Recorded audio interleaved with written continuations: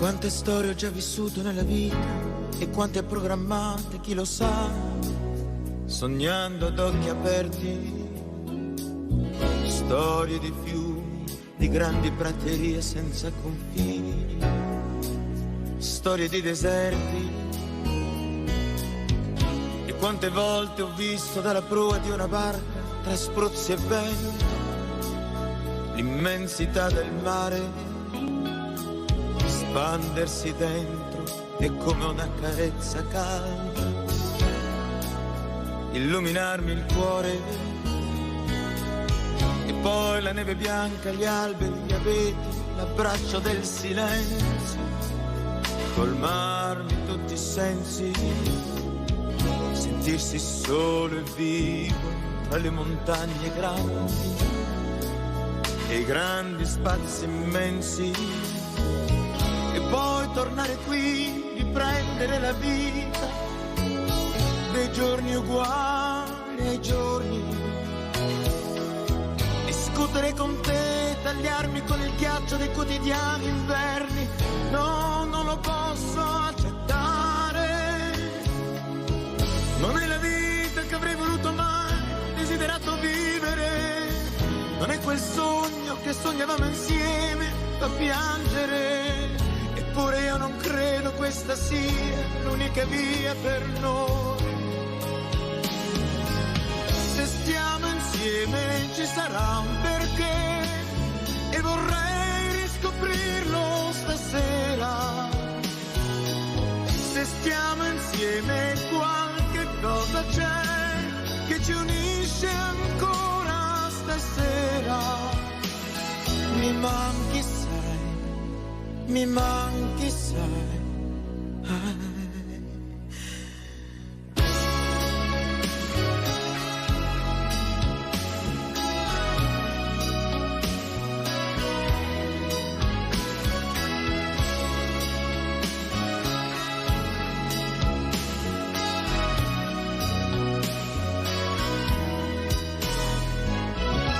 E poi tornare qui, riprendere la vita che sembra senza vita,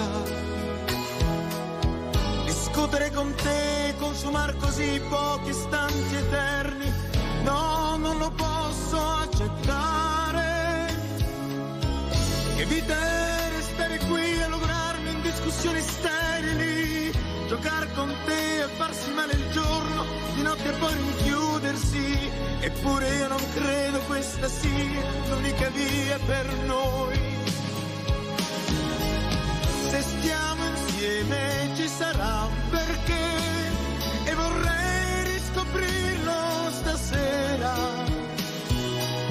Se stiamo insieme qualche cosa c'è che ci unisce ancora stasera. Mi manchi, sai, mi manchi, sai.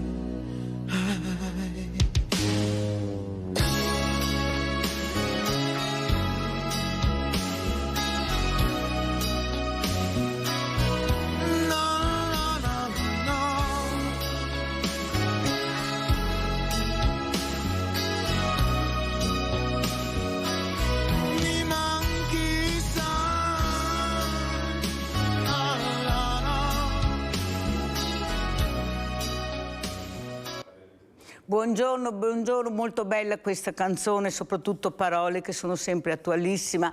Chissà perché stiamo insieme, quale motivo, delle volte un insieme molto pericoloso, molto cattivo, molto violento. Ne parleremo questa mattina, due ospiti, uno alla volta, però li lascio presentare. Vi presento io, Luca Bertoncello, perché? Perché è il coordinatore nazionale di Prego Luca. Presentati. Buongiorno a tutti, sono Luca Bertoncello, coordinatore nazionale della Vinson Academy. Ecco, cos'è? La Vinson Academy è un'accademia che nasce nel 1992 per opera del nostro maestro, mio e anche dell'ospite che c'era dopo, mio fratello marziale Cristian Baggio. Nasce per opera di Grandmaster Paul Tang, che è appunto il nostro insegnante, il nostro maestro, e coadiuvato da Master Miriam Post, che è il coordinatore europeo, dal 92. Quindi è importante andare a sottolineare anche la storicità dell'accademia, che appunto da tanti anni propone e divulga questa disciplina marziale tradizionale che è il Wing Tsun, che è una disciplina cinese, e parallelamente a questo anche dei sistemi sulla difesa donna, quindi per quanto riguarda la protezione delle donne, questo sistema chiamato Viper, che fondamentalmente racchiude i concetti e i principi del Wing Tsun, ma in maniera molto più veloce da far apprendere alle persone, insomma. Che poi anche vedremo nei video che ci avete inviato. Allora Luca Bertoncello, ti chiedo, cos'è per te la protezione donna e come possiamo proteggere queste donne e come possono proteggersi? Perché diventa sempre più difficile. Noi adesso vediamo le immagini di Villa Margherita, dove sabato c'è stato questo convegno presentato da Elisabetta Ferraro, Sopravvissute. Ecco, c'eravate anche voi, vi ringrazio anche della presenza che avete portato, soprattutto per capire come si può proteggere questa donna che non riesce a proteggersi, nel senso che io anche ieri ho chiesto a Elisabetta Ferraro perché non ci si difende nel momento che vieni picchiata, che vieni molestata. Molte donne, invece di veramente proteggersi o di ribellarsi o di tentare veramente anche loro di aggredire l'aggressore, si chiudono come in una bolla, come nel grembo materno, si inginocchiano, chinano la testa e là succede il finimondo. Ecco, cosa ci puoi dire, Luca? Allora, la cosa principale per insegnare, in questo caso a una donna, a difendersi, è il fatto, come facciamo in queste lezioni, di fargli sperimentare la situazione, di fargli provare la situazione. Perché? Perché quando una donna viene aggredita, o qualsiasi persona viene aggredita, si crea nella mente una situazione di disagio che noi chiamiamo giallo mentale, perché questa situazione porta a un blocco della mente. Portando a un blocco della mente, chiaramente si blocca anche il corpo, dato che le due cose comunque sono legate, non sono distinte.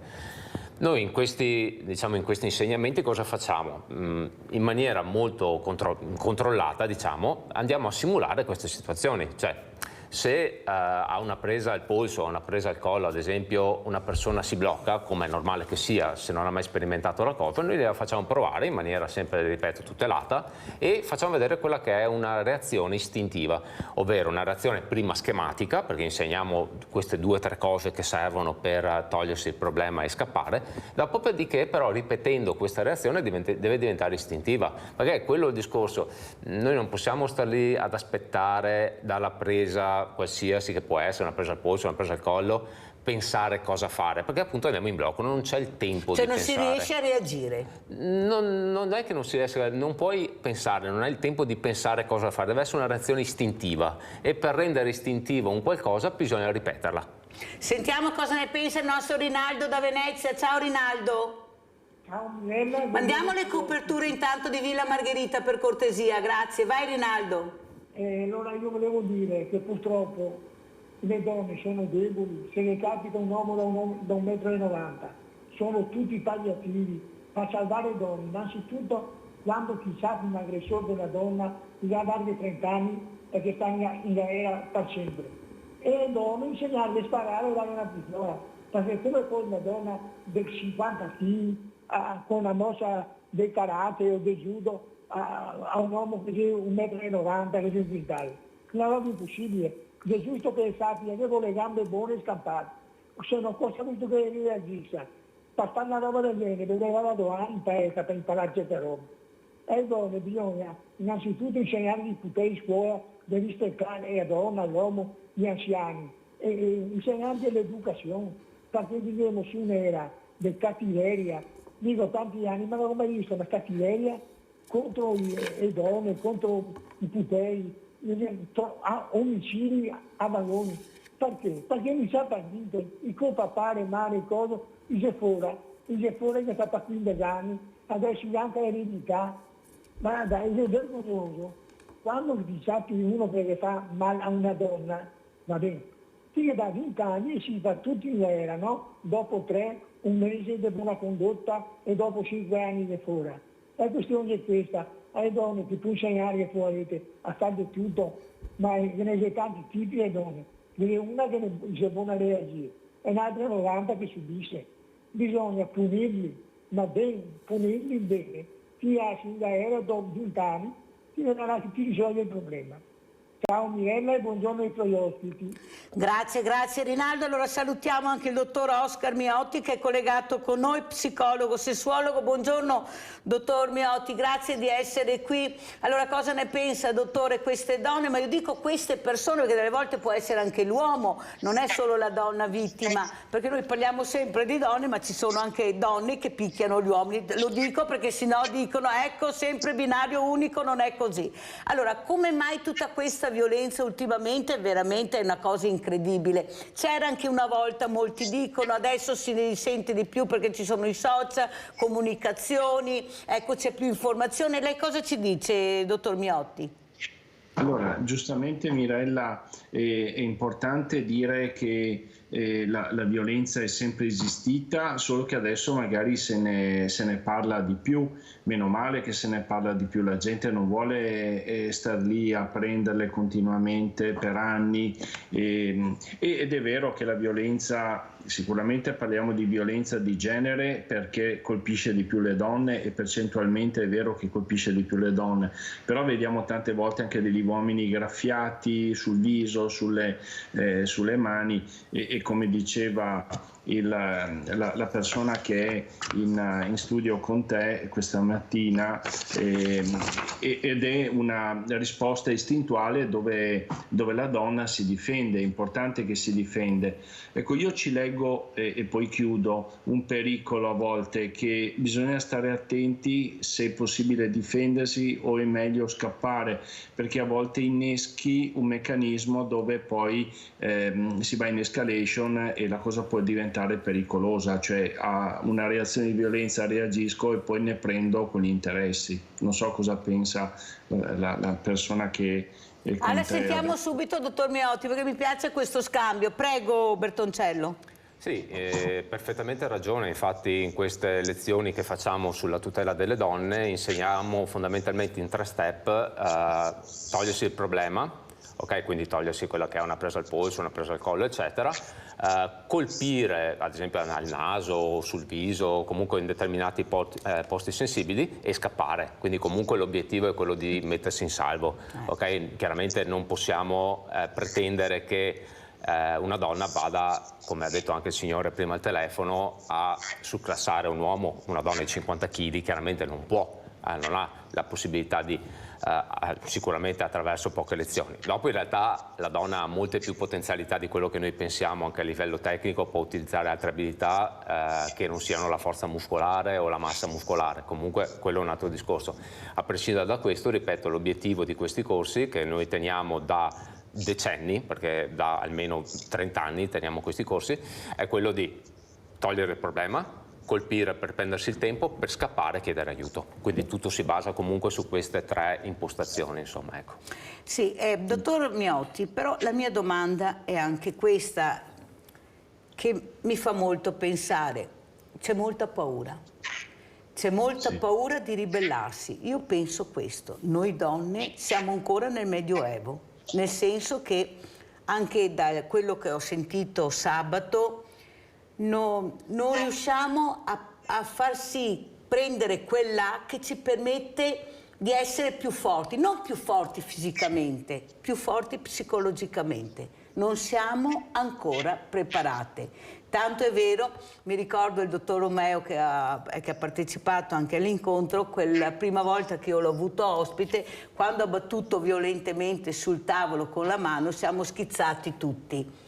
E questa è paura, la paura del suono forte che abbiamo ancora. Basta, se io faccio tutti quanti, perché siamo così, non siamo ancora preparate psicologicamente all'avversario, che è il nemico che abbiamo in casa, che è il fidanzato, che può essere il marito, ma può essere anche una compagna di classe a scuola. Non siamo preparati psicologicamente, tanto è vero che i bulli esistono per quello, infieriscono sui deboli, Perché sanno che non riescono a reagire, o sbaglio, dottor Miotti? Sì, allora il meccanismo della paura è un meccanismo che ci salva, per fortuna, no? Cioè reagire con la paura è importante, perché è quella azione, quel movimento proprio istintuale, dove di fronte a un pericolo, un rumore, noi reagiamo, scappiamo, e questo serve. Tu pensa, Mirella, quante persone hanno una costante reazione di paura, e questa si chiama ansia, no? E questo è il male della nostra epoca. Però reagire a una voce che si alza di tono, oppure a un pugno che si alza, e aver paura, questo è assolutamente normale. Il fatto che tu dicevi, ma perché la gente non reagisce e rimane ghiacciata? Prima diceva, no? Mi piaceva l'espressione di Luca Bertoncello, il gelo mentale, no? Noi lo chiamiamo adesso il congelamento, il freezing. Allora, quella è una reazione che di fronte a un aspetto, a un evento così improvviso di aggressività, rimango raggelato e mi trovo inaspettato.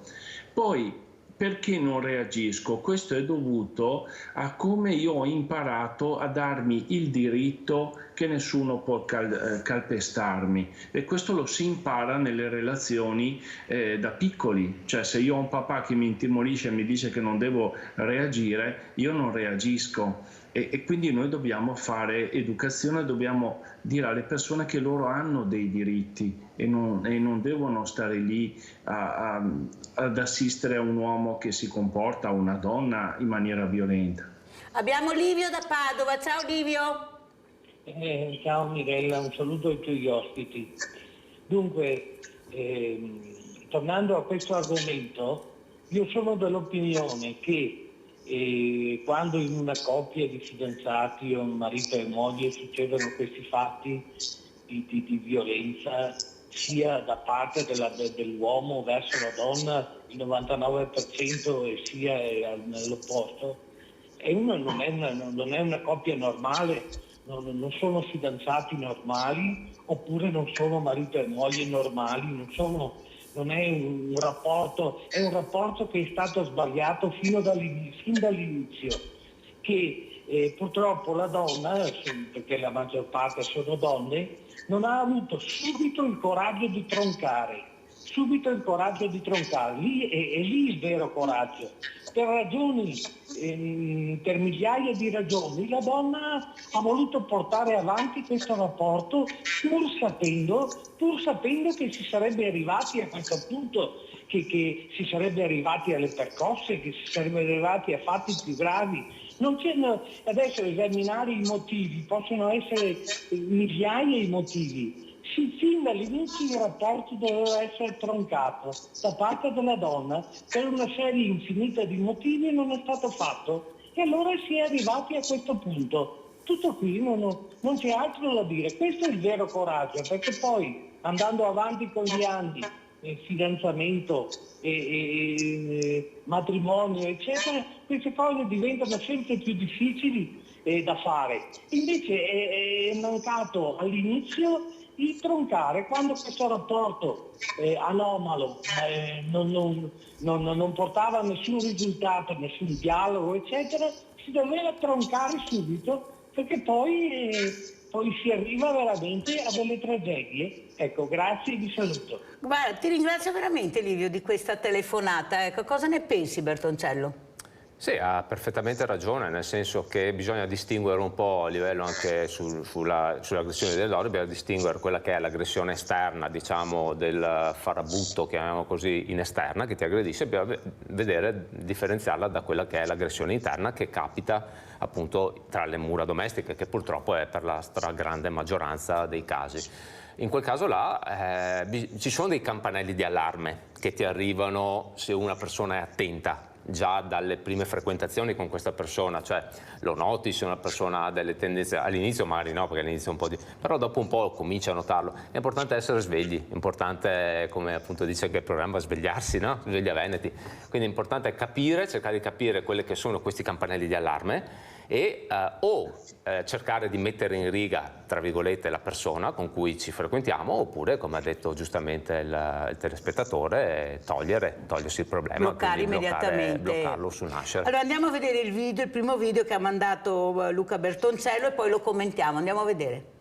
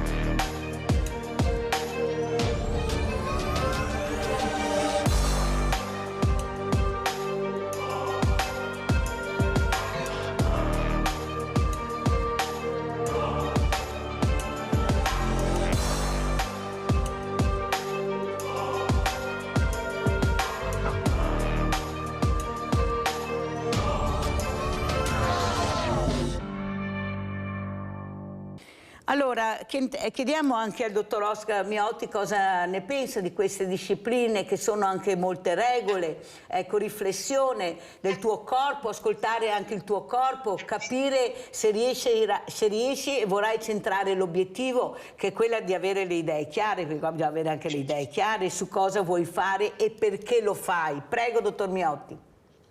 Beh, trovo interessante, mi sembra che queste discipline devono essere diffuse. La cosa importante qui è che la reazione molto spesso da parte delle donne è verbale e le donne sono in grado di surclassare spesso gli uomini da un punto di vista verbale. Gli uomini sono deboli, no? nel ragionamento, nell'argomentazione molte volte.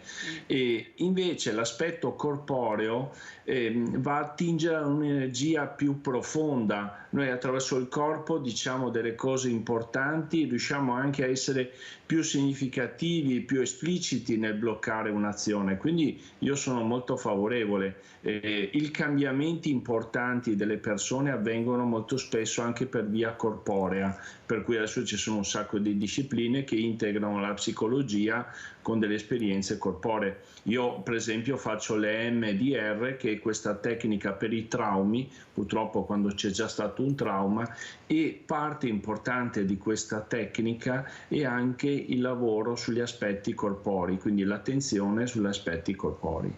Dottor Miotti, ma cosa ne pensa di queste baby gang che quasi sempre sfociano in risse pazzesche? Ecco, il problema che veramente hanno anche tanti cittadini che chiamano è uscire per paura di trovare questi ragazzi o queste ragazze, perché sono anche figure femminili, non solo maschili, o viceversa. Ecco, perché questa violenza, questa energia che hanno in corpo la tirano fuori nella maniera sbagliata. Qui dovrebbe intervenire anche la scuola, ma lo sport nelle scuole si fa pochissimo rispetto ad altri paesi europei. Non abbiamo strutture, le palestre quasi sempre nelle scuole sono inagibili, non sono a norma. Ecco, siamo molto indietro, a mio avviso, dottor Miotti. Cosa ne pensa?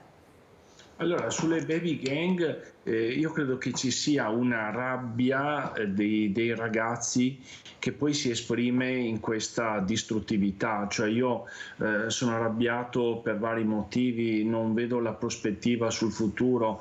Io voglio dire che ci sarà modo, insomma, di migliorare questa situazione. Adesso ci parlano della recessione, del fatto che ci saranno meno soldi, che è vero, vedo anche il codice fiscale che c'è in sovraimpressione. Però allora, se io in famiglia vivo un disagio, vedo mio padre che fa fatica nel lavoro, poi vado fuori casa e esprimo la mia aggressività. Tante volte, Mirella, non è neanche vero questo, cioè semplicemente è un movimento adolescenziale per dimostrare che io valgo, che io sono forte, che io posso permettermi anche di sfidare gli adulti in maniera aperta, e quindi questo ha più una funzione di crescita, però con un'espressione pericolosa ed eclatante.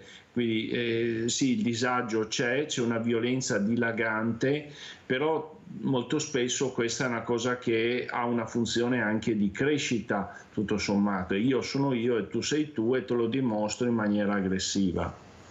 Però ci sono anche delle regole che ognuno di noi dovrebbe rispettare, che proprio è il rispetto sì, per la persona, quello che sta mancando, non su tutti, perché guardi, dottor Miotti, che io sto difendendo i giovani a spada tratta, non sono questi esempi negativi che si può dire poi che tutti i giovani sono uguali, sono maleducati, non hanno voglia di fare niente, è tutto l'incontrario a mio giudizio. Certo che questi atti così violenti sollevano l'opinione pubblica, ed è qualcuno che vuole questo, perché c'è un sollevamento di protesta e di paura che è impressionante, sono riusciti a mettere gli uni contro gli altri. Invece di migliorare, di capire, ne parla una che ne sa qualcosa, lei sa, dottor Miotti, che ho il banco solidale, lei pensi che da 7 empori che eravamo alimentari siamo a 28, e quando ci siamo riuniti, lo dico sempre davanti alle telecamere, ci hanno messo a Venezia un'isola sperduta dove non passava neppure il cane. Capisce? Perché la povertà non va vista, non va capita.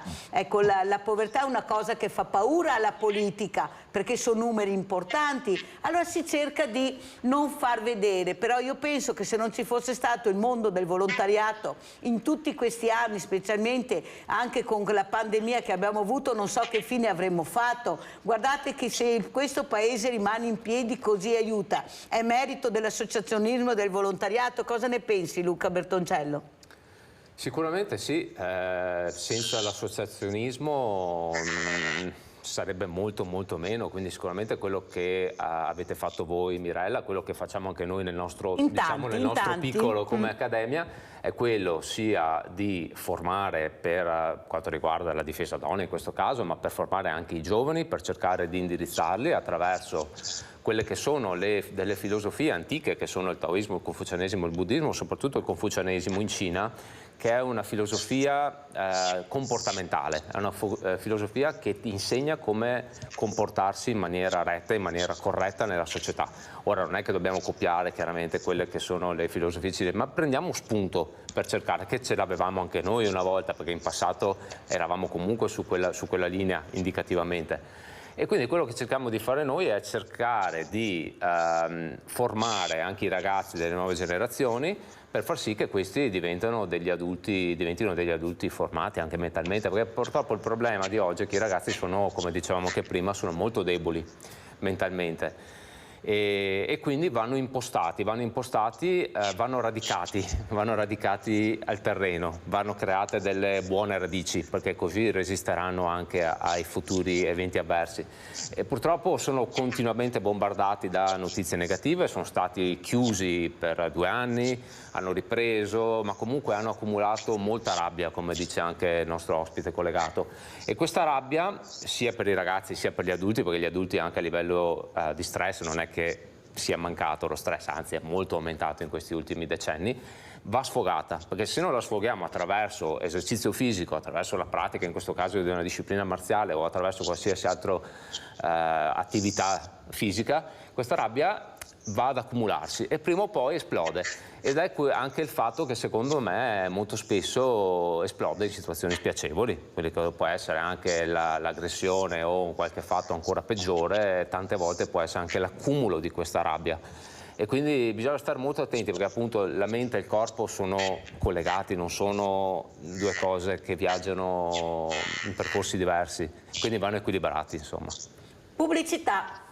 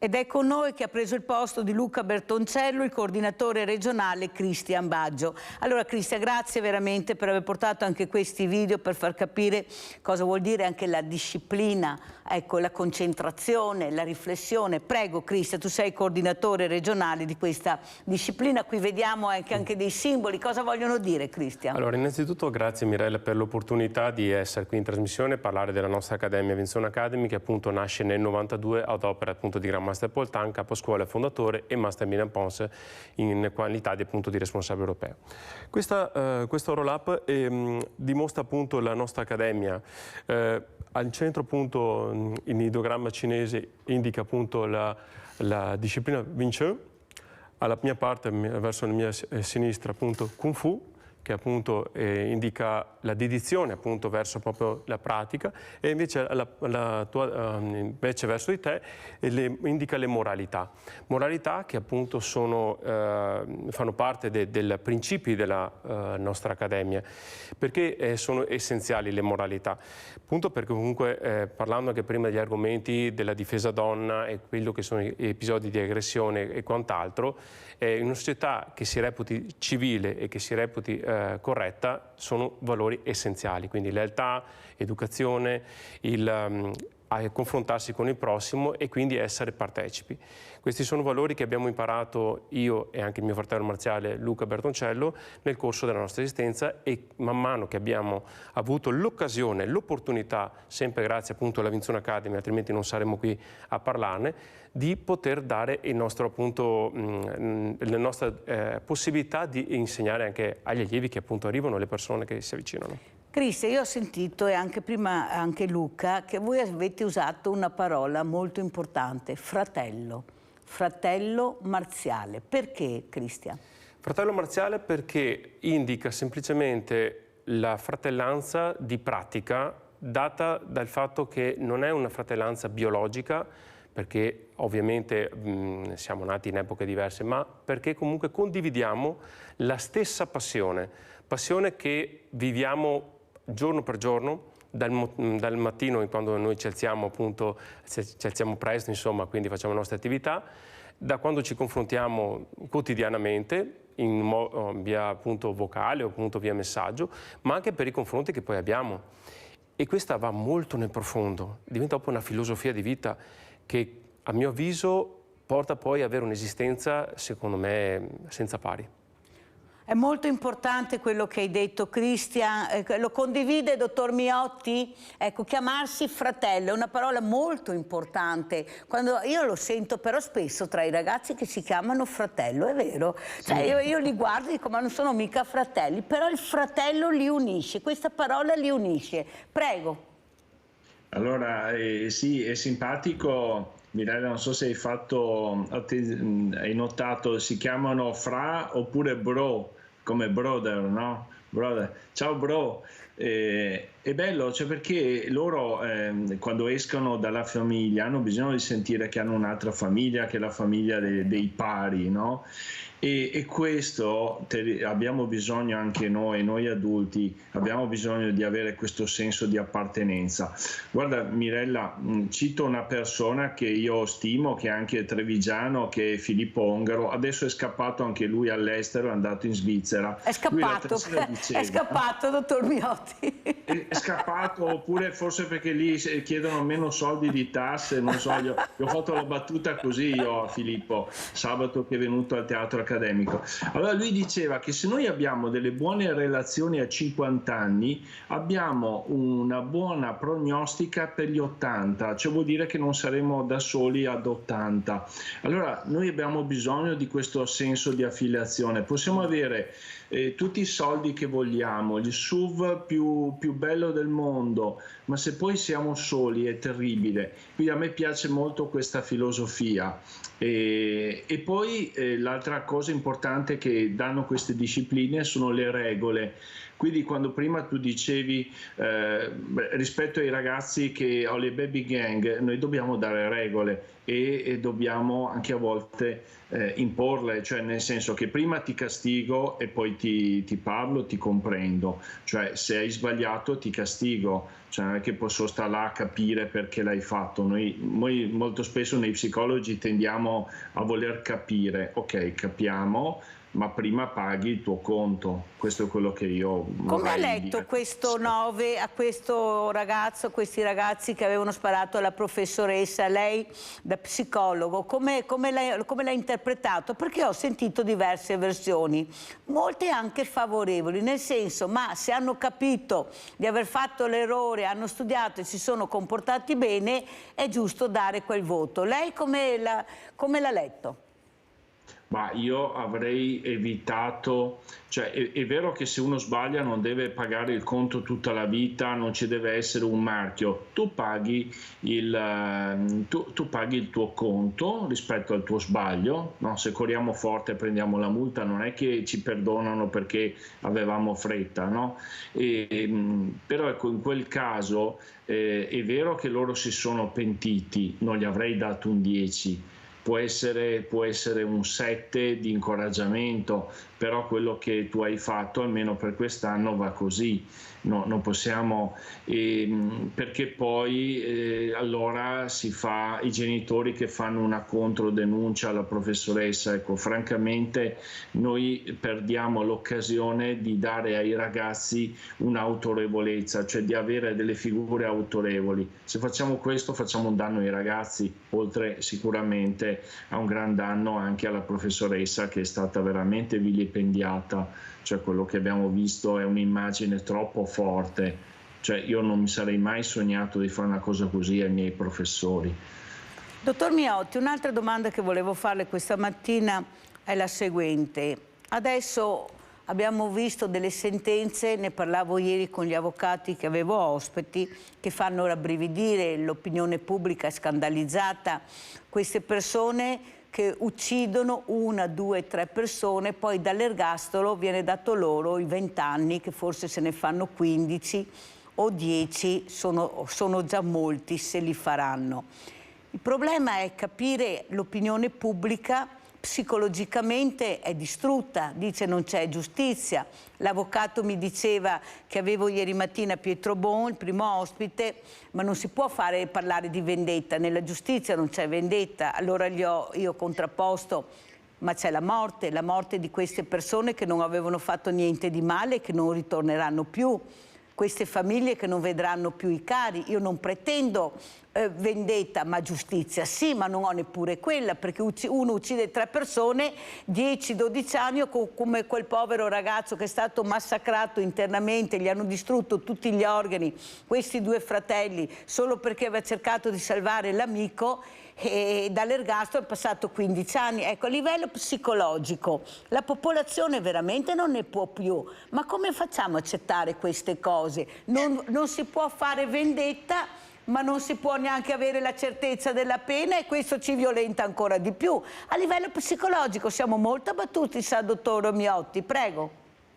No, è vero, cioè nel senso che se uno sbaglia così pesantemente e poi alla fine o ha gli attenuanti generici, nel senso, oppure si comprende. Adesso pensiamo alla cosa che ci ha sconvolto tutti, quella ragazza tedesca che ha falciato quella famiglia. Adesso sappiamo ancora poco, però lì magari scopriamo che c'è un'infermità, il fatto che lei non sa gestire l'aggressività. Ecco, possiamo capire tutto questo, però io voglio un programma a vita dove questa persona non sta in carcere a marcire, perché quello serve niente, però tu devi, per tutta la tua vita, tu devi essere in grado di risarcire la società. Anche quei ragazzi che hanno sparato alla professoressa dovevano trovare un modo per risarcire la scuola che hanno sporcato. Loro hanno sporcato l'istituzione. Io sarei proprio di questa idea, cioè tu non la puoi. È vero che c'è un conto giuridico, io non sono un giurista, per carità, a un certo punto uno paga il conto ed è finita. No, io direi che per giustizia, questa cosa grave che tu hai fatto, devi continuare a dedicare del tempo per rimediare a quello che tu hai fatto. Cioè dovremmo trovare un sistema riabilitativo in questo senso. Sentiamo cosa ne pensa anche Cristian Baggio. Cristian, tu come commenti questi atti terribili, soprattutto questi omicidi, 1, 2, 3 persone, ma che senso ha e che valore ha la vita umana? È questo che io non riesco, non vendetta, ma la mia vita che è stata tolta, che valore ha? Prego. Allora, io credo che in una società civile questi episodi non dovrebbero accadere innanzitutto. Credo che tutto dipenda da un aspetto che queste persone non hanno più il controllo di se stesse, delle loro emozioni, e perciò sono in preda a delle azioni appunto malevole verso gli altri. Vediamo poi l'episodio appunto che è capitato a Pieve di Cadore, di questa ragazza che probabilmente ha avuto degli episodi pregressi e correva a più non posso con l'auto e ha fatto quello che ha fatto. Credo che già anzitempo avesse appunto delle situazioni disagevoli di suo. E questo cosa porta a capire? Che viviamo in una società dove sono persone che purtroppo si sentono più coinvolte dagli agenti esterni, vuoi ad esempio a notizie negative attraverso i telegiornali o quant'altro, o che non sanno affrontare la realtà. Perché dico questo? Perché quello che insegna poi la disciplina Wing è avere un confronto equo ed etico gli uni con gli altri. Cosa significa questo? Intanto avere una maggior consapevolezza di se stessi, ma soprattutto rapprocciandosi agli altri, soprattutto non cadere negli episodi di ira, di avere appunto usare termini anche sgraditi verso gli altri, quindi parolacce. Un autocontrollo. Esattamente. Abbiamo, scusa, poi continuiamo, Graziano da Adria. Ciao Graziano. Buongiorno signori, mi sentite? Sì, prego. Buondì. Allora, ascoltavo ieri in macchina, vabbè che ero in macchina, che non so sia le parti di Modena o Piacenza che hanno, le guardie carcerarie hanno picchiato un ragazzo, adesso sono sotto inchiesta e compagnia bella, io dico una cosa del genere, ma com'è possibile?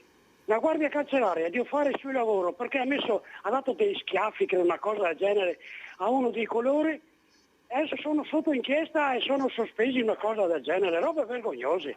Ma in Italia è permesso tutto. Io mi ricordo mio babbo, va bene, avevo 14 anni, ha detto a mia mamma, fai una travessa di pelle che va a fare il calzolaio. 3 giorni sono andato, 3 giorni. Il quarto giorno è venuto a casa e mi ha trovato a tagliare le barbabietole, va bene, con mia mamma alle 6:30 di sera. E le ha detto, come mai Graziano è a casa? E mia mamma taceva perché aveva paura anche lei. No, non vuole più andare a lavorare, sai cosa ha detto? Mi ha dato un calcio nel sedere. E mi sa cosa mi ha detto? Domani mattina vai a chiedere scusa a questo calzolaio. Io non ci vado, in un'altra battuta. Ho dovuto andare a chiedere scusa. Adesso se fai una cosa del genere non puoi più farla perché sono i genitori che entrano tutte queste cose qua. Ma siamo allo sbando. Guardie carcerarie perché hanno dato uno schiaffo a uno, dico di nero, sono denunciate. 6-7. Provate a guardare via internet, sentivo ieri sera. Ma sono cose vergognose. Uccidono la gente per strada e non ne fanno niente. La polizia ferma una macchina, non puoi fermarla e seguirla, ma perché? Un poliziotto che ha 20 anni, 25 è di servizio, per prendere 1.400-1.500 euro si trova sulla strada, ferma la pattuglia e non puoi seguirla, ma perché? Ma chi ha permesso queste cose qua? E sono incassato, mi scuso di quello che ho detto, ma sono stufo di sentire certe cose, ecco, basta. Allora abbiamo sentito le riflessioni di Graziano, ecco, terminiamo giustamente col nostro Cristian che stava finendo il discorso, poi passiamo la telefonata e il commento da parte del dottor Miotti per quanto riguarda questo commento di Graziano. Se vuoi dire anche qualcosa tu, Cristian, prego. Allora, innanzitutto l'interlocutore appunto ha detto una cosa giusta. Quello che manca o quello che talune volte non vi è appunto il valore di base, che in una famiglia è il fulcro, ovvero educare i propri figli.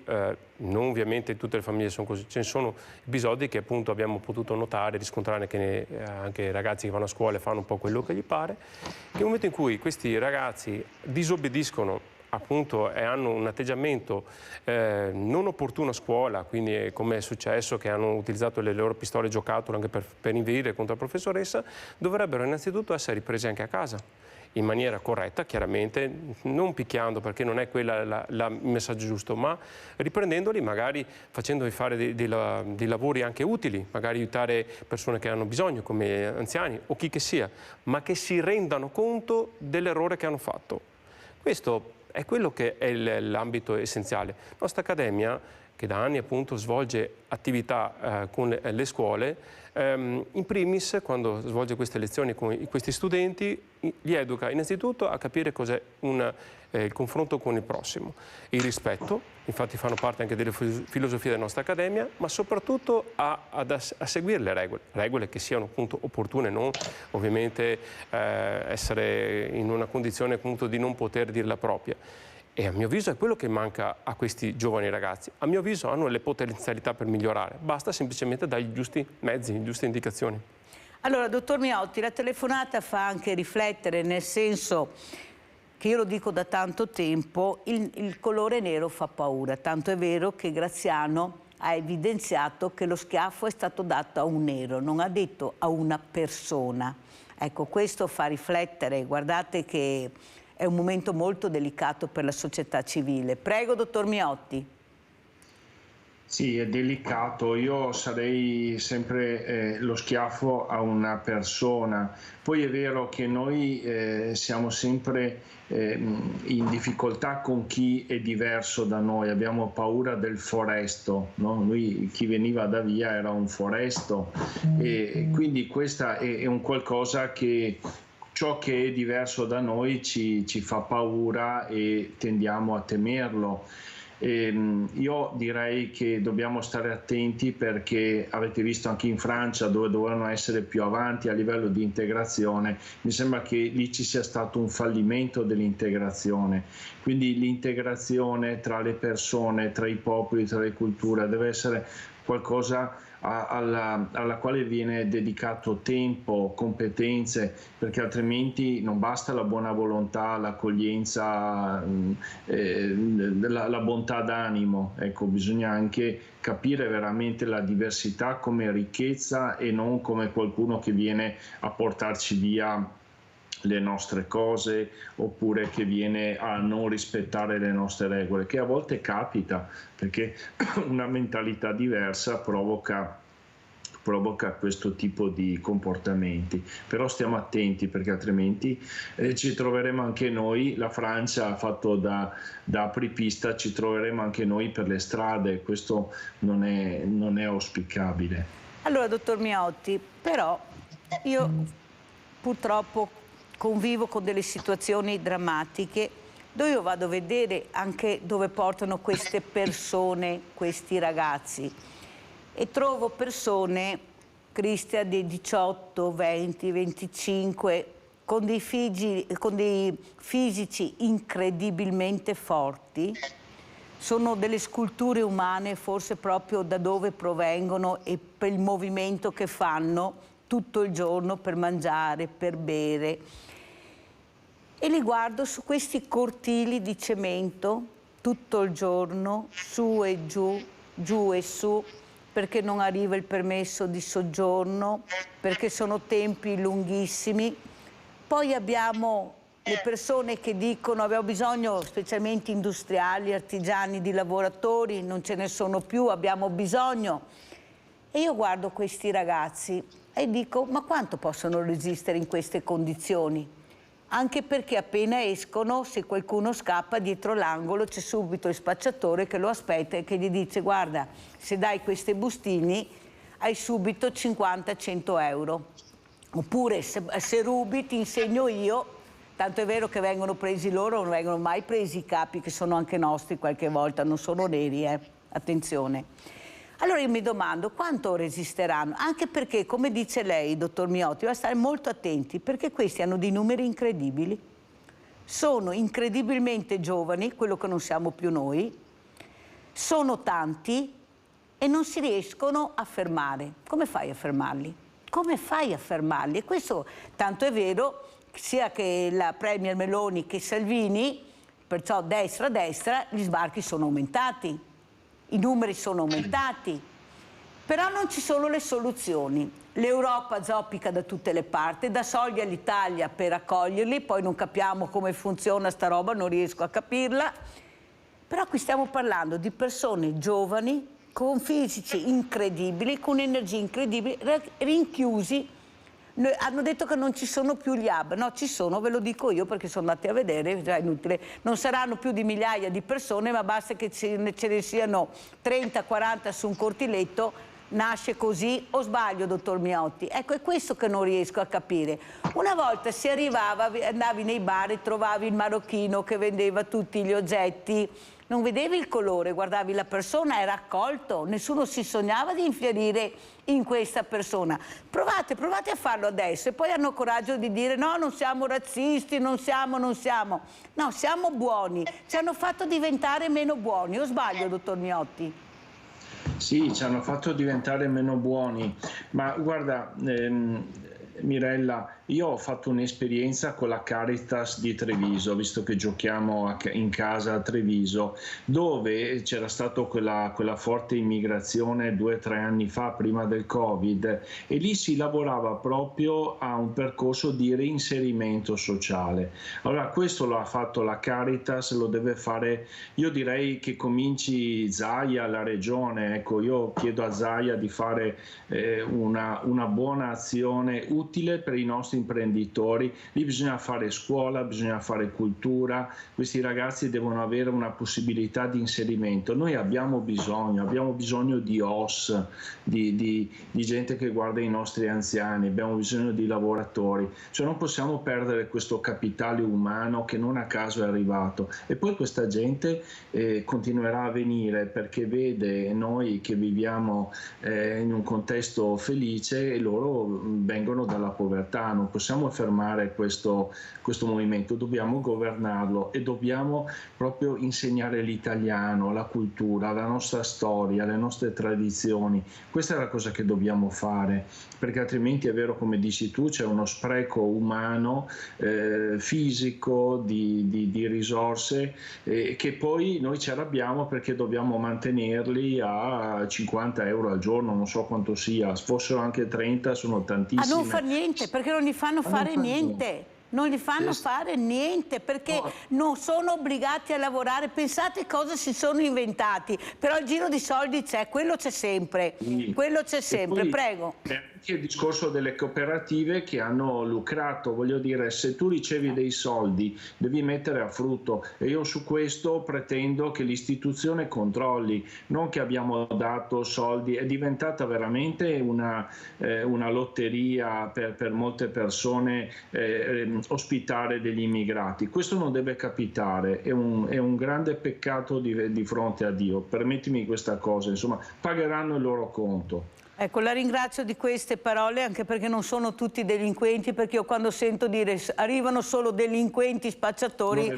guardate che non funziona. Però questo è il messaggio che è passato, dottor Miotti, questo è il messaggio, basta sentire le telefonate, non tutte ma molte. Allora Cristian, come commenti e come ci saluti? Allora, innanzitutto, prima di concludere, vorrei intanto ringraziare Mirella per l'opportunità data alla nostra Accademia e dare un piccolo omaggio. Oh, grazie. Perché è una portachiave che bello, della nostra che lo facciamo Accademia. anche vedere, guardate che bello. Di fare questo. Mi hanno dato il portachiavi, grazie, veramente graditissimo. Ecco, anche per l'opportunità. Beh, allora, innanzitutto è un argomento molto sensibile che riguarda appunto a livello geopolitico tutte quante le nazioni. Ritengo che appunto questi immigrati, quando si trovano in queste condizioni, che non hanno la possibilità di adoperarsi per fare qualcosa anche di utile per la società e sono messi in condizione di essere frenati, appunto bloccati in stanze o in posti dove non possono fare nulla, è chiaro che dopo creano un disagio, perché comunque non hanno possibilità di fare un'attività, un qualcosa, cosa che secondo me si potrebbe magari adoperare appunto le istituzioni per metterli in condizioni di fare qualche attività, non so, anche un lavoro che poi potrebbe tornargli utile in seguito, insomma. Secondo me si può partire, ma tutto deve partire dalla base. Chiaro che dopo sono le istituzioni, la politica che deve appunto in primis attivarsi in tal senso, trovando le formule migliori. Pensate che alla mia domanda, quando ho chiesto a questi ragazzi che lavoro vorresti fare, cosa vorresti fare adesso, sa dottor Miotti cosa mi hanno risposto? Lavorare, muovermi, lavorare. Avete capito che questi non è che vanno a chiedere quanto mi dai, ecco, che lavoro mi fai fare, quante ore. loro hanno bisogno di muoversi, di questa energia che hanno, di liberarla, ma volete rendervi conto cosa stiamo facendo? Poi diciamo le strade sono sporche, i parchi sono sporchi, non sono protetti, ma impieghiamoli là, non troviamo panificatori, insegniamo a fare il pane, insegniamo qualcosa. Sono ragazzi di 18-20 anni, potrebbero essere i vostri figli, i vostri nipoti, non sono tutti cattivi delinquenti e da abbattere, perché questo è il messaggio che è io delle volte dico, ma quanti ne hai in casa che sei così arrabbiato? Quanti ne mantieni? Tutti ne manteniamo qualcuno. Però io faccio volontariato e con me siamo 6.000 associazioni di volontariato che danno senza chiedere niente. E allora questa cattiveria, questa è come che se ognuno in famiglia ne avesse da mantenere 2, 3, non possiamo mantenerli tutti. Sì, ma tu quanti ne mantieni? Ecco, io vorrei capire, ecco, c'è una società che sta invecchiando, come dice il dottor Miotti, abbiamo bisogno di OSS, di infermieri, di medici, di lavoratori stagionali, di tutto. E non diamo risposte. Perché? Perché c'è un business pazzesco, questo lo dico io, di soldi, che va bene così. Grazie. Come ci saluta, dottor Miotti? Beh, allora io vorrei proprio dare questo messaggio. Abbiamo bisogno di questa accoglienza e di capire che queste persone talvolta sono cattive perché hanno ricevuto cattiveria. Pensate a quello che succede in Tunisia. Volevo dire solo questo, Mirella, che noi con la Caritas facevamo anche questo recupero rispetto alle violenze subite, no? E quindi, però poi non è solo cura, ma è riabilitazione e inserimento nella società. Quindi io direi, rispetto a questo, facciamolo, insomma. Quindi saluto tutti, a te e i telespettatori, ti ringrazio per l'invito e volentieri. Sentiamo l'ultima telefonata, dottor Miotti, poi chiudiamo perché ho forato, ma sono temi talmente importanti. Luigi, ciao. Ciao, ecco, allora volevo dire velocemente, in Spagna e in Francia danno 19,50 € e 20 € al giorno, qua ne diamo 36 ai maggiorenni per arrivare fino a 90 € ai minorenni, per arrivare ai 144 € al giorno per quelli che vengono messi, ad esempio qua ne abbiamo 2 in una specie di collegio, studi. Poi volevo dire che non abbiamo bisogno di persone in Italia per lavorare, perché l'INPS stacca, informatevi, ogni mese più di 5 milioni di assegni tra reddito di cittadinanza, NASPI, cassa integrazione speciale, sostegno al reddito, eccetera. Quindi tutta gente che può essere impegnata con un'organizzazione e un coordinamento, e non serve ricevere gente da fuori ancora da mantenere. Poi volevo dire, ognuno di questi qua, io facevo i documenti di queste persone, sono migranti economici, loro non sono venuti qua per diventare italiani, sono qua perché vogliono soldini. Non è vero che il loro paese muore nella fame, perché guardi che quando parlavo con loro, 3.000 €, sai cosa sono lì? Sono pari di 50-60.000 € al loro paese. C'è lavoro, nel Ghana c'è un boom, in Nigeria c'è lavoro. È ovvio che tu vieni qua perché prendi 10 volte tanto lo stipendio, perché lo stipendio là è 70, 80, 100 €. Qua arrivi a 2.000 €, 1.500, 3.000 a seconda chi spaccia di più, e vengono qua, è normale. Io ci ho parlato tutti i giorni, questi ragazzi, ero volontario gratis, è vero gratis, quindi li ho conosciuti. Sai cosa costa uno di questi? È l'ultima che vi dico, in un percorso, in 4 anni a 36 € moltiplicati, poi finiti questi 4 anni che ci sono le 3 domande di asilo che esiste solo in Italia, le richiedenti asilo, perché va tolta questa cosa. Poi hanno diritto al reddito di emergenza una volta usciti da questi 4 anni. Un percorso di 7-8 anni di queste persone costa a testa 100.000 €, verificate questi dati perché io li scrivevo. Vi ringrazio, arrivederci. Allora, abbiamo sentito le riflessioni di Luigi. Io sono informata, Luigi, sai, e i numeri che tu hai dato sono i tuoi numeri. Io te ne darò altri, anzi inviterò le persone che si occupano di questo, che fanno anche quello che hai detto tu, raccolgono dati precisi, perché non... Però io sento gli industriali, sono gli industriali nel mondo, che hanno fabbriche dappertutto, che chiedono manodopera perché non c'è.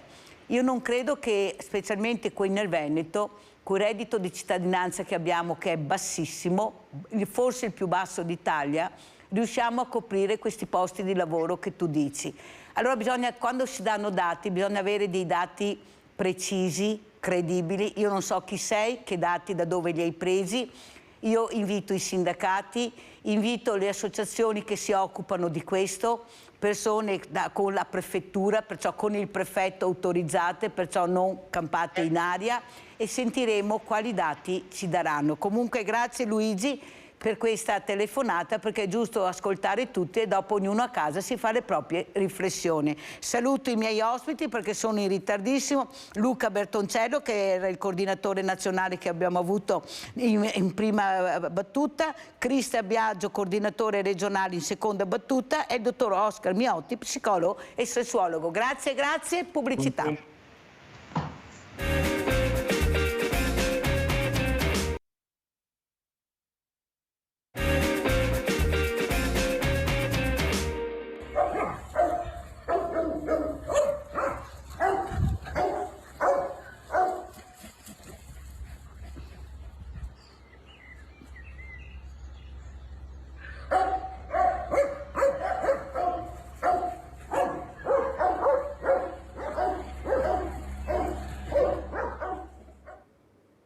Allora è con noi Roberto Martano, responsabile rifugi EMPA di Mira e Venezia, Ente Nazionale Protezione Animali, che ci racconterà cosa sta succedendo, ecco, perché l'estate vuol dire abbandono di tanti animali, però mi diceva Roberto Martano che ormai tutti i giorni sono uguali, tutti i mesi sono uguali, non c'è più primavera, estate, autunno, inverno, esatto, ma è sempre la stessa cosa. Qualcuno che segue la moda del bel cane, magari anche molto grande, ma i suoi appartamenti anche non veramente all'altezza della situazione, poi li abbandonano, li riportano in rifugio perché tanto non riesco più a gestirlo, ma fanno del male a questa bestiola. Ricordate che è il vero amico dell'uomo. Prego Roberto Martano. Buongiorno. Allora sì, la situazione è proprio questa, nel senso che ormai non si affronta più l'estate come periodo di abbandoni. Tutto l'anno è un periodo in cui ci sono arrivi in rifugio, soprattutto perché come diceva lei nell'introduzione,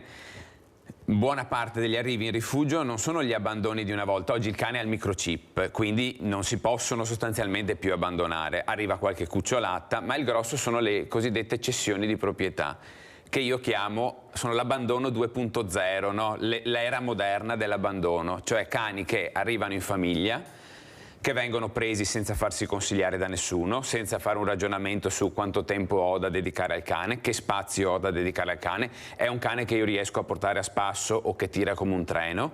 Poi si sommano le difficoltà e la famiglia arriva al punto di suonare il campanello del rifugio e dire: io questo cane non riesco a gestirlo più. E ecco che nei rifugi, noi ci occupiamo del rifugio di Mira e del nuovo rifugio di Venezia, la presenza di cani è principalmente e sempre in aumento quella di cani di taglia grande, proprio perché sono cani più impegnativi e probabilmente sono cani, anzi senza probabilmente, e sono sempre cani non adottati da un'associazione dove c'è un volontario che consiglia, che spiega, che fa delle domande alle persone per capire se la famiglia è adatta ad ospitare quel tipo di cane. Sono quasi tutti cani presi tra privati o acquistati senza ragionare sull'impegno che il cane comporta. E ecco perché oggi, nonostante non ci sia più l'apice estivo degli abbandoni, tutto l'anno purtroppo vede arrivare in rifugio animali in continuazione, cani e anche gatti. Un'altra domanda è questa, Roberto. Adesso nelle spiagge, la maggior parte delle spiagge ha degli spazi dedicati proprio a questi animali, cani principalmente, perché sì, pochi gatti si vede su queste spiagge, si vede il cane. Io vedo anche un gatto che è una storia, poi ve la racconterò, la storia meravigliosa di questo gatto col cane. Ma erano necessarie, sono necessarie, perché a mio avviso, per quanto comfort tu puoi dare a questo animale, tu lo costringi a stare a temperature altissime, anche se non c'è il sole, ma è sempre un caldo pazzesco, le ore che tu hai deciso di stare in spiaggia. Sei tu che decidi della tua giornata, ed è la giornata di questo povero animale che, ve lo posso assicurare, non ne può più, perché quando uno rimane in spiaggia, penso 1 ora, 2 è già troppo per certe bestioline, poverette, con questo proprietario che ne pensa una e ne famiglie, con questi lanci che non finiscono mai, questi cani che si sdraiano e dicono boh, basta, non ne posso più, vai a prendere il bastone, vai a prendere la... Cioè, ma ci rendiamo conto che siamo andati tutti fuori di testa? Cioè, pensano di fare delle vacanze meravigliose a questi animali perché sono su una struttura protetta che ha tutti i ma è proprio così, Roberto? Allora, io penso che la situazione vada divisa in 2. Allora, da un lato sono necessarie delle spiagge dedicate ai cani. Io sono dell'opinione che non sia necessario ghettizzare il proprietario che ha il cane, nel senso che se il proprietario è maleducato sia in una spiaggia dedicata agli animali sia in quella libera. Ma in Italia sappiamo che in quelle libere guai al mondo se entri con il cane. Io le dico cosa faccio con i miei cani. Io ho 2 cani, vado in vacanza, non mi vergogno a dire che si va meglio in vacanza all'estero che non in Italia, perché ci sono paesi esteri molto vicino a noi che sono 20 anni avanti rispetto a noi, ma scelgo cosa? Non scelgo la spiaggia con 70 file di ombrelloni, scelgo la spiaggia dove il cane ha l'acqua ma ha la pineta e quindi giustamente garantisco al cane, se desidera, anche il momento in acqua, se non lo desidera l'ombra, il fresco e tutto quello che ci va dietro, perché indubbiamente l'estate è un periodo di rischio per i cani, perché il colpo di calore avviene in un attimo senza rendersene conto e soprattutto i tempi di intervento nel momento in cui c'è un colpo di calore spesso, se ci si trova in spiaggia, non permettono di arrivare in clinica a salvare il cane, quindi sicuramente l'esercizio assurdo con le palline, con i bastoni, perché il cane deve stare dalle 8 del mattino alle 8 di sera con me in spiaggia, condivido, non è quello il benessere del cane. Io ripeto, personalmente faccio le vacanze con i miei cani, ma le faccio sacrificando i miei tempi perché le faccio a misura. Se decido di fare delle vacanze invece, come dire, in spiaggia a rosolarsi sotto il sole, gli animali rimangono a casa o li affido a persone di fiducia. Avete capito come dovrebbe funzionare? Abbiamo Cristina da Venezia. Ciao Cristina. Salve Mirella, avevo già chiamato tempo dietro che era un po' inverno, adesso siamo nella stagione estiva, è un posto di mare nel quale vivo io e diciamo che il discorso dei cani può essere associato ai bambini, perché quando arriva l'estate non è solo un problema diciamo fino a se stesso, ci sono famiglie che prendono il cane anziché avere il bambino. E viaggiare anche con un bambino è scomodo, perché lo devi seguire, è piccolino, poi ha bisogno di stare a contatto con gli altri bambini. I comuni una volta facevano le colonie in montagna, oppure li sistemavano al mare nelle colonie di spiaggia, dove li portavano a stare bene, al sole, cioè col cappellino, con la borraccia di acqua. Cioè, non è un discorso come sistemiamo il cane, è come sistemiamo le persone da seguire, perché ripreso il discorso fra esseri umani, come li sistemiamo, il discorso è che ci sono un po' più egoismo di quello che c'era una volta. Praticamente il lavoro e la poca possibilità economica ha fatto sì che la gente, diciamo, nel mondo è diventato un po' pazzo, tutti veloci, tutti devono sistemarsi la vita, tutti devono svagare da questo dover pagare. Chi ce la fa, chi non ce la fa, chi parte con la testa, non per niente, anche chi è poco umano certe volte riesce a sgarrare, cioè a uscire da questi limiti. Di stare dentro questo sistema. Questo è un sistema, diciamo, che era più lontano dall'Italia una volta, secondo me, era più adatto ai paesi nordici, tipo la Germania, l'Inghilterra, la Norvegia, non so, l'Italia era un paese affettuoso in cui le donne o chi era più libero si dedicava a chi ne aveva bisogno, però fanno sì che devono lavorare. Aspetta, non è detto che tutti lavorano, perché io conosco tanti giovani che a 50 anni comincia a sorpassare quell'età lì dei 50, 52, 53 anni che non ce la fanno neanche più a farsi la vacanza. Primo per le possibilità economiche, per lo strato sociale, perché ricordiamoci sempre che andare in vacanza fa parte del mondo che ha qualcosa, cioè è anche un rilassamento, ma c'è tanta povertà. Cioè, ricchezza sotto un certo punto di vista, ma la ricchezza serve ad arricchire chi ci governa, a mantenere quei posti, quei agiti, quei vitalizi. Cioè qui non sto parlando proprio del cane fino a se stesso, perché ho avuto da piccolina nell'infanzia un cane che ha vissuto 15 anni e mia mamma lo teneva da Dio, come che ha tenuto bene noi figli. Ecco, ha avuto anche un gattino. Cioè, io penso che sostituiscano l'idea dell'animale all'idea di avere un bambino, tante persone. Vabbè, può essere anche una scelta di vita.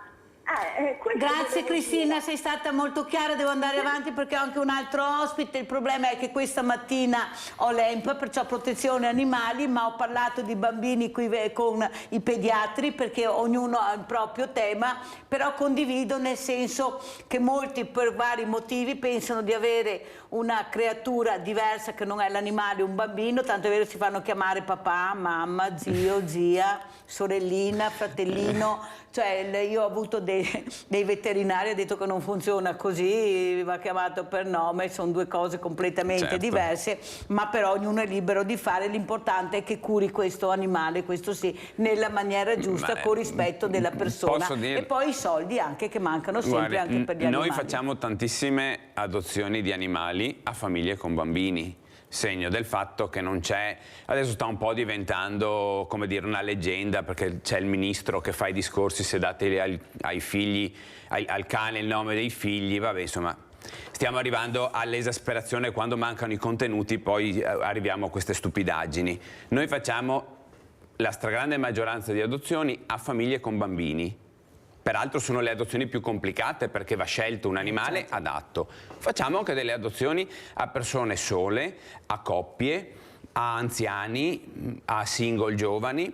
Il binomio che il cane serve a compensare io lo trovo sbagliato. Poi che ci possa essere un problema, e personalmente sfondate una porta aperta su questo, che qualcuno interpreti in modo sbagliato il ruolo del cane o del gatto in famiglia, io sono d'accordo, ma questo è un problema di visione che hanno le persone, cioè allora dobbiamo parlare di tutt'altra cosa. Nel momento in cui io sono egoista, me ne frego di Tizio, di Caio, del vicino di casa e mi rivolgo al cane, ma se non avessi il cane mi rivolgerei alla mia macchina, ai miei bei vestiti, ok? Quindi questo abbinamento, come se il cane diventa l'alternativa al figlio, ripeto, sta diventando un tema che è sfociato anche a livello nazionale, ma che di fatto non combacia con la realtà, assolutamente. Sono due cose completamente diverse. Esattamente, perché chi ha voglia, tempo, desiderio, passione e amore da dedicare a un animale, non lo fa perché ha qualcosa in contrario verso l'essere umano, tantomeno verso un figlio. Ecco, questo alzare sempre anche l'asticella nella maniera sbagliata, non nella maniera corretta, non sono esempi buoni. Tanto è vero che però, se devo dire quello che penso, il bambino o il ragazzo è molto più vicino all'animale, cioè lui si confronta e gioca in maniera diversa da quello che è l'adulto. Perché? Perché lo rispetta, lo rispetta. Io vedo che quando anche l'animale, che può essere il cane o il gatto, o lo guarda o si muove in maniera... Il bambino capisce, recepisce se deve stargli più vicino, più lontano, se deve giocare, se deve stare fermo. quello che non lo fa più l'adulto, cioè lui pretende che il proprio animale deve pensare quello che pensa lui. Non c'è niente da fare. Io esco, lui deve uscire. Io sto a casa, lui deve stare a casa. Poi ti ho portato fuori stamattina, basta adesso, siamo già stati fuori. Oppure il cane che esce dall'acqua del mare, che non ne può più dell'acqua, che va nella sabbia, ecco ti sei sporcato, hai appena fatto il... Cioè io veramente non so cosa farei a queste persone. È che naturalmente c'è l'autocontrollo che per fortuna ho ancora. Spero che mi passi magari in futuro, perché così posso fare qualcosa, perché non è possibile, non è possibile. Tu guardi queste persone e dico, ma come fanno a ragionare così? Ma come fanno a non pensare che ormai quell'acqua dà fastidio perché è un'acqua salata, dovrebbe essere lavato subito, non lasciato asciugare con questa acqua, che poi hanno delle dermatiti pazzesche, incredibili. Cioè, eppure non si pensa sempre che l'acqua sia un bagno normale, fa tanti bagni, fa tanto bene. E questo cane, poveretto, che si rotola ancora sulla sabbia, che non ne può più. Ecco, perché non si capisce? Cioè, non si vuol capire, oppure è un oggetto, è il mio oggetto, faccio quello che voglio. Non è una creatura, è un oggetto, e di quell'oggetto mi disfo anche quando sento che non sono più in grado. Di fare quello che voglio io, perché lui me lo impedisce. Perciò lo riporto dove l'ho preso. Prego, Roberto. Sì, allora noi fortunatamente non abbiamo queste situazioni, nel senso che noi valutiamo molto attentamente le famiglie, noi diciamo anche qualche no alle adozioni, e io dico sempre che noi non dobbiamo preoccuparci di spiegare il perché. Le porto un esempio fresco di ieri, perché queste cose succedono tutti i giorni, nel senso che se domani io sono qui di nuovo, nella giornata di oggi accadrà un altro episodio. Il rifugio di Mestre, che è quello che si è visto nel video prima. Ieri in rifugio a Mestre è arrivato un cucciolo portato da una coppia che ha adottato il cane sabato. Si sono presentati al cancello del rifugio dicendo che da sabato non erano più in grado di gestire il cane, un cane preso da un privato, quindi nessuno ha dato consiglio. La nostra volontaria che c'era ieri li ha riconosciuto, ha detto: voi siete stati qui 2 settimane fa a chiedere un cane in adozione, e gli era stato sconsigliato per il ritmo di vita, per il tipo di persone, per il contesto in cui doveva collocarsi la vita di quell'animale, ok? Allora, noi non vogliamo essere l'uccello del malaugurio, ma spesso noi siamo i più contenti se un animale va a casa, ma abbiamo anche, purtroppo, viviamo anche di tutti questi episodi, e se alle volte noi a delle famiglie diciamo guarda che è meglio di no, è perché, prima di tutto per il bene del cane, perché il cane non gode dell'andare in una famiglia e tornare poi nel box di un rifugio, e perché quella famiglia, se non ha l'esperienza, deve affidarsi a chi dà un consiglio.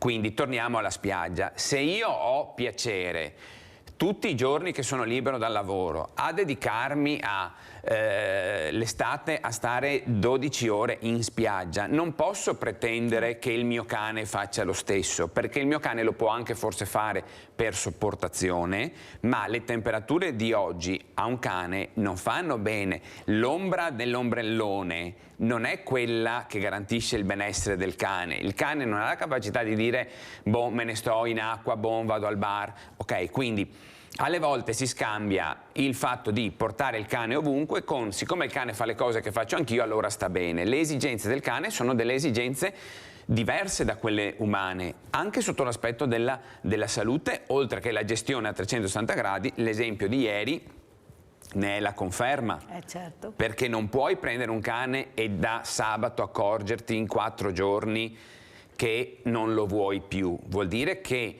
non c'erano fin dall'inizio le condizioni per l'adozione, e allora era meglio ascoltare il consiglio di un'associazione che dice guarda che è meglio di no, che non fare un danno doppio al cane, cioè illuderlo di un'adozione di una famiglia e poi finire in rifugio. Naturalmente chi dà questi cani, un privato che ha il cucciolo a casa, si sta togliendo un problema. Quindi lo vuoi, io te lo do. L'associazione tiene i cani cerca di fare tutto il possibile per gli animali, quindi cerca di darli a un futuro migliore, non al primo che passa, perché non si toglie un problema l'adozione, l'associazione cerca una nuova vita per il cane. Allora, vediamo, intanto che io cerco questo video che mi è arrivato da un caro amico di Lega Ambiente di Lignano, dove hanno trovato questo cane purtroppo abbandonato. Che appello vuoi fare questa mattina, soprattutto per far capire l'importanza del rispetto, Martano? Allora, sicuramente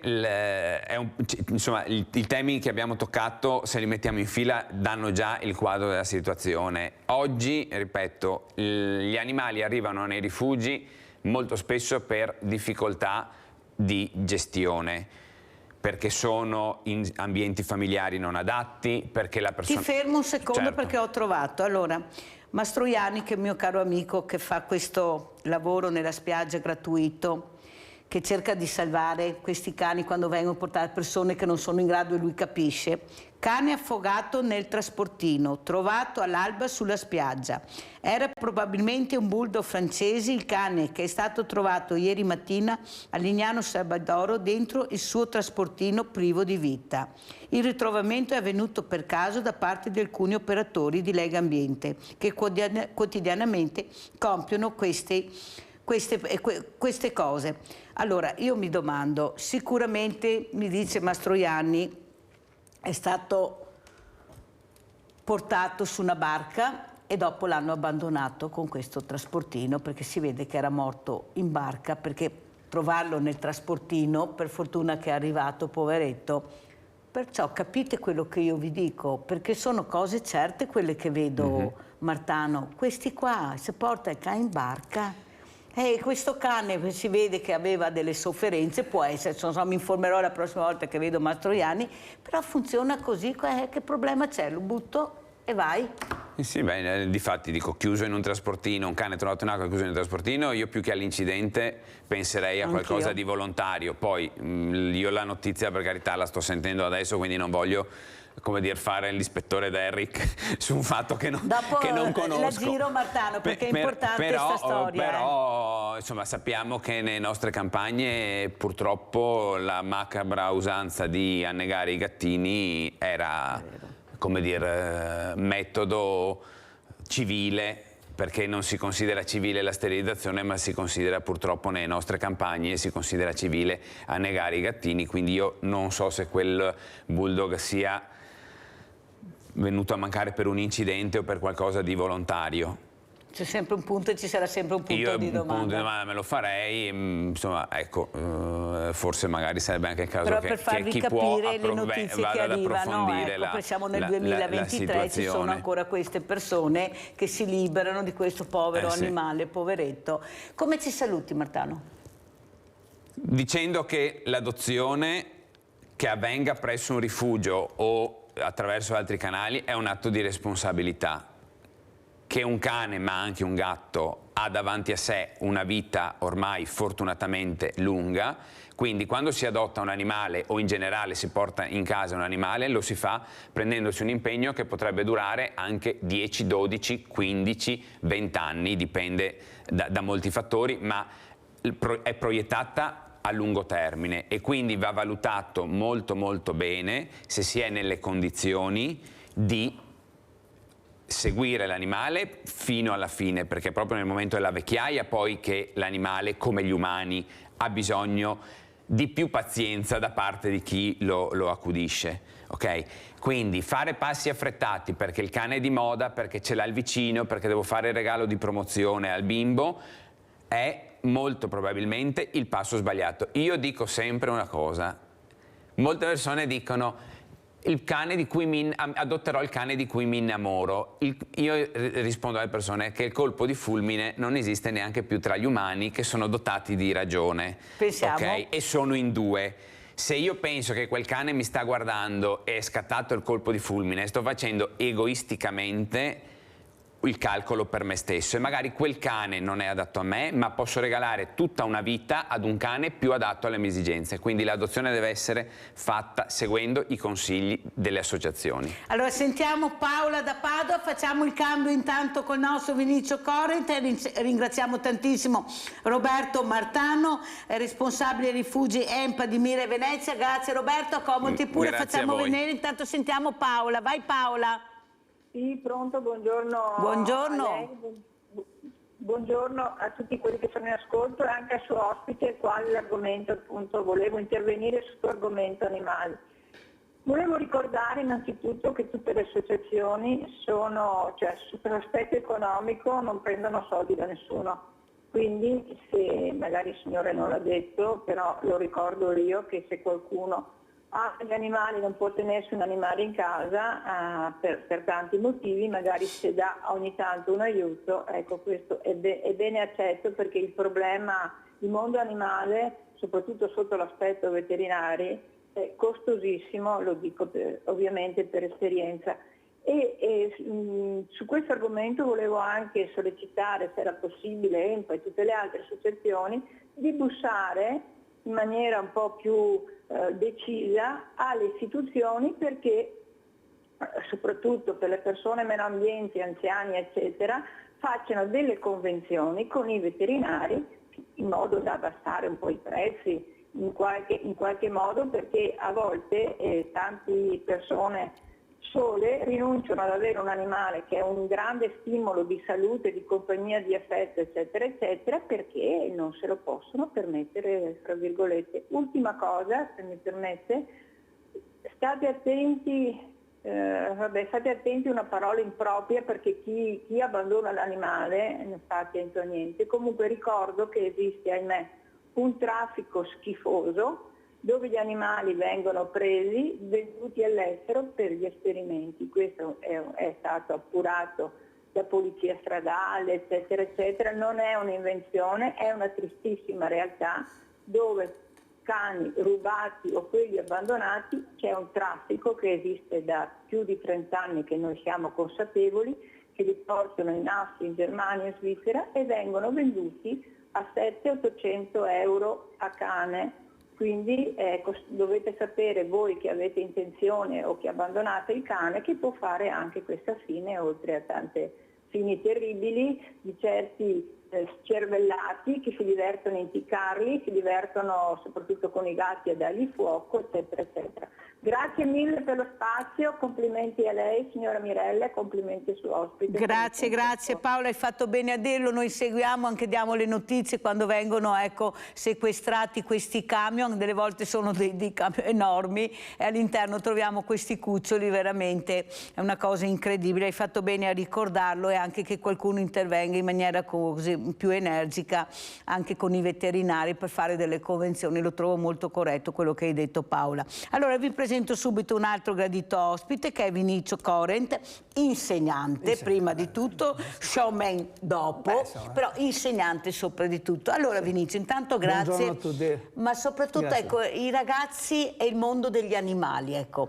Vediamo che sono molto vicini a questo mondo, perché forse è quello che si sentono capiti di più, ecco, perché ormai gli umani, molti umani non riescono più a dialogare con questi ragazzi che fanno una fatica a farsi ascoltare. Cosa ci racconti Vinicio? Beh, insomma, i ragazzi, io sono cresciuto con gli animali perché mia mamma è un animalista, parlavamo prima appunto anche con l'ospite precedente, quindi ho sempre avuto tantissimi cani, gatti. Mia mamma poi, come dicevo, appunto, andava a prenderli, andava a prendersi cura di questi randaggi, soprattutto ne ha salvati tantissimi, li ho visti io appunto, che lei li allevava con il biberon, quindi sono vissuto in mezzo agli animali da piccolo, e quindi direi che sia fondamentale per un bambino, appunto, come si diceva, appunto il bambino è molto più spontaneo con l'animale, lo sente un po' come un amico, invece dall'adulto vuole che l'animale si comporti come lui, cioè, gli manca la parola, ringrazia Dio che gli manca la parola, se la porti nell'acqua, come dicevamo prima, lo costringe a fare delle cose, meno male che gli manca la parola, altrimenti ecco. No, sarà come il lupo, che bocca grande hai per mangiarti meglio, sarebbe da dire qualcuno. Allora andiamo a vedere questo primo video che ha mandato Vinicio Corrent, anche per capire, visto che avevo parlato di nomi, andiamo a vedere Gregorio VII. Buongiorno, oggi sentiamo chi ne sa dire chi fu quel Papa che, eletto nel 1073, fece importanti riforme, iniziò la lotta per le investiture e combatté la simonia. Io lo so. Dimmi. Papa Gregorio VII. Ottimo! No, settimo. Allora, come lo commentiamo? Prego, Vinizio. Ma insomma rientra un po' nel bestiario di tanti insomma, studenti, se ne è sentito anche ogni anno, adesso per esempio è stata la maturità, c'è un bestiario enorme, no, che D'Annunzio invece che essere un esteta sarebbe un estetista, e queste cose qua, e rientra, e quindi ho voluto fare alcuni video appunto così anche nel mondo della scuola, perché d'altra parte insomma l'insegnante deve essere anche un po' uno showman, deve essere un po' istrione, altrimenti il compito dell'insegnante è quello di trasmettere.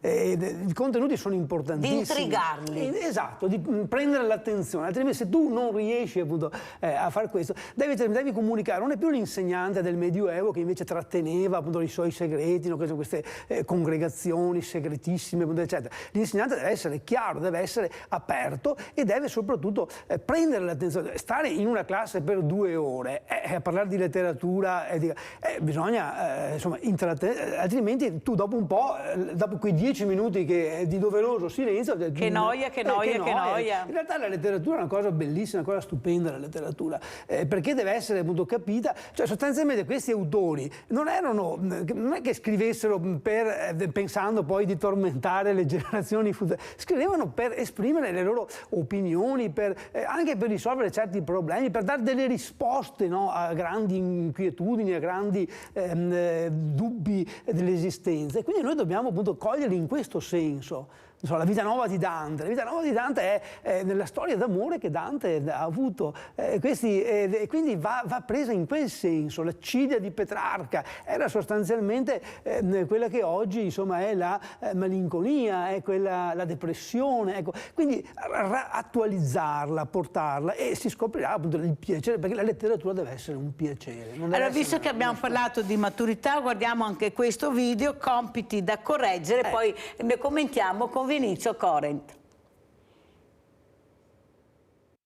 Una delle componenti della professione dell'insegnante è quella della correzione dei compiti, però tutto sommato è anche bello, nonostante siano parecchi, sì, qui saranno una cinquantina, però vabbè dai, è un momento in cui uno assapora la creatività degli studenti, come si esprimono, il loro modo di essere. Vediamo.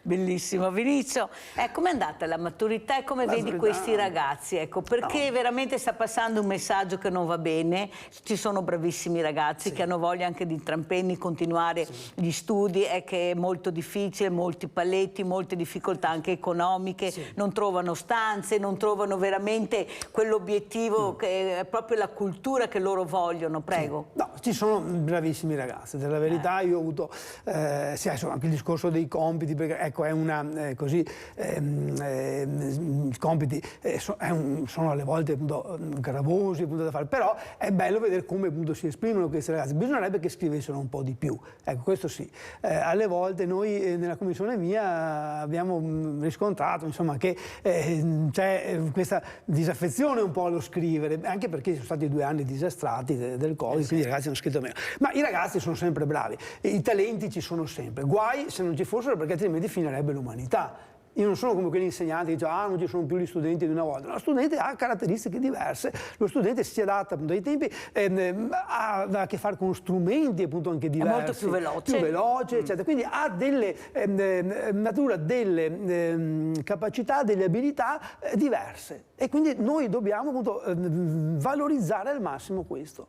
E quindi i talenti ci sono sempre bravissimi ragazzi. Il primo della classe ci sarà sempre. Lo showman anche del ragazzo, dello studente studente c'è. Io ho visto tanti ragazzi con questa capacità di fare imitazioni, bisogna sono creativi? Sì. Ecco, sentite. Abbastanza, sì. È che sono un po' ingabbiati, dovrebbero avere un rapporto più critico con questi mass media, con questi social, perché alle volte si lasciano irretire un po' dal social.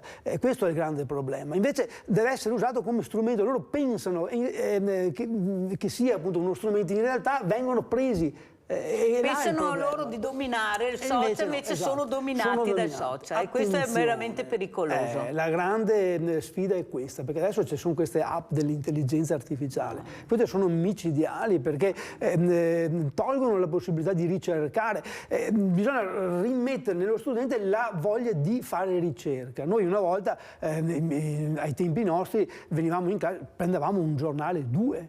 Adesso non c'è più nessuno che legge un giornale. I ragazzi tu non li vedi mai con un rimane Corriere della Sera, i giornali, la stampa, eccetera, che sono fondamentali, perché una volta la lettura del giornale era proprio una prassi quasi un rito. Adesso questo non c'è più, è sparito, perché con un click ti viene fuori la notizia. Ci sono tante insidie. Questo è il punto. Ci sono tanti che noi dobbiamo aiutare gli studenti a tenerle distanti. Ecco, ad esempio il giornale. Ecco, mi piace questo esempio che hai portato, Vinicio. Ecco, ma ne parlate con i ragazzi? Perché non prendete il giornale? Non quello che vi dà il telefonino, ma proprio acquistare il giornale, acquistare un libro importante. Io ho avuto dei ragazzi, quando si commemorano determinati avvenimenti anche molto, molto negativi, di guerre, e dicono: ma a scuola non ce l'hanno insegnato. E allora io rispondo: ma ci sono le biblioteche? Se ti intriga il discorso, vai a ricercarlo. Hai sentito qualcosa? Vai a vedere, c'è la possibilità di approfondire. Vuol dire che non ti interessa, perché non puoi sempre passare il cerino: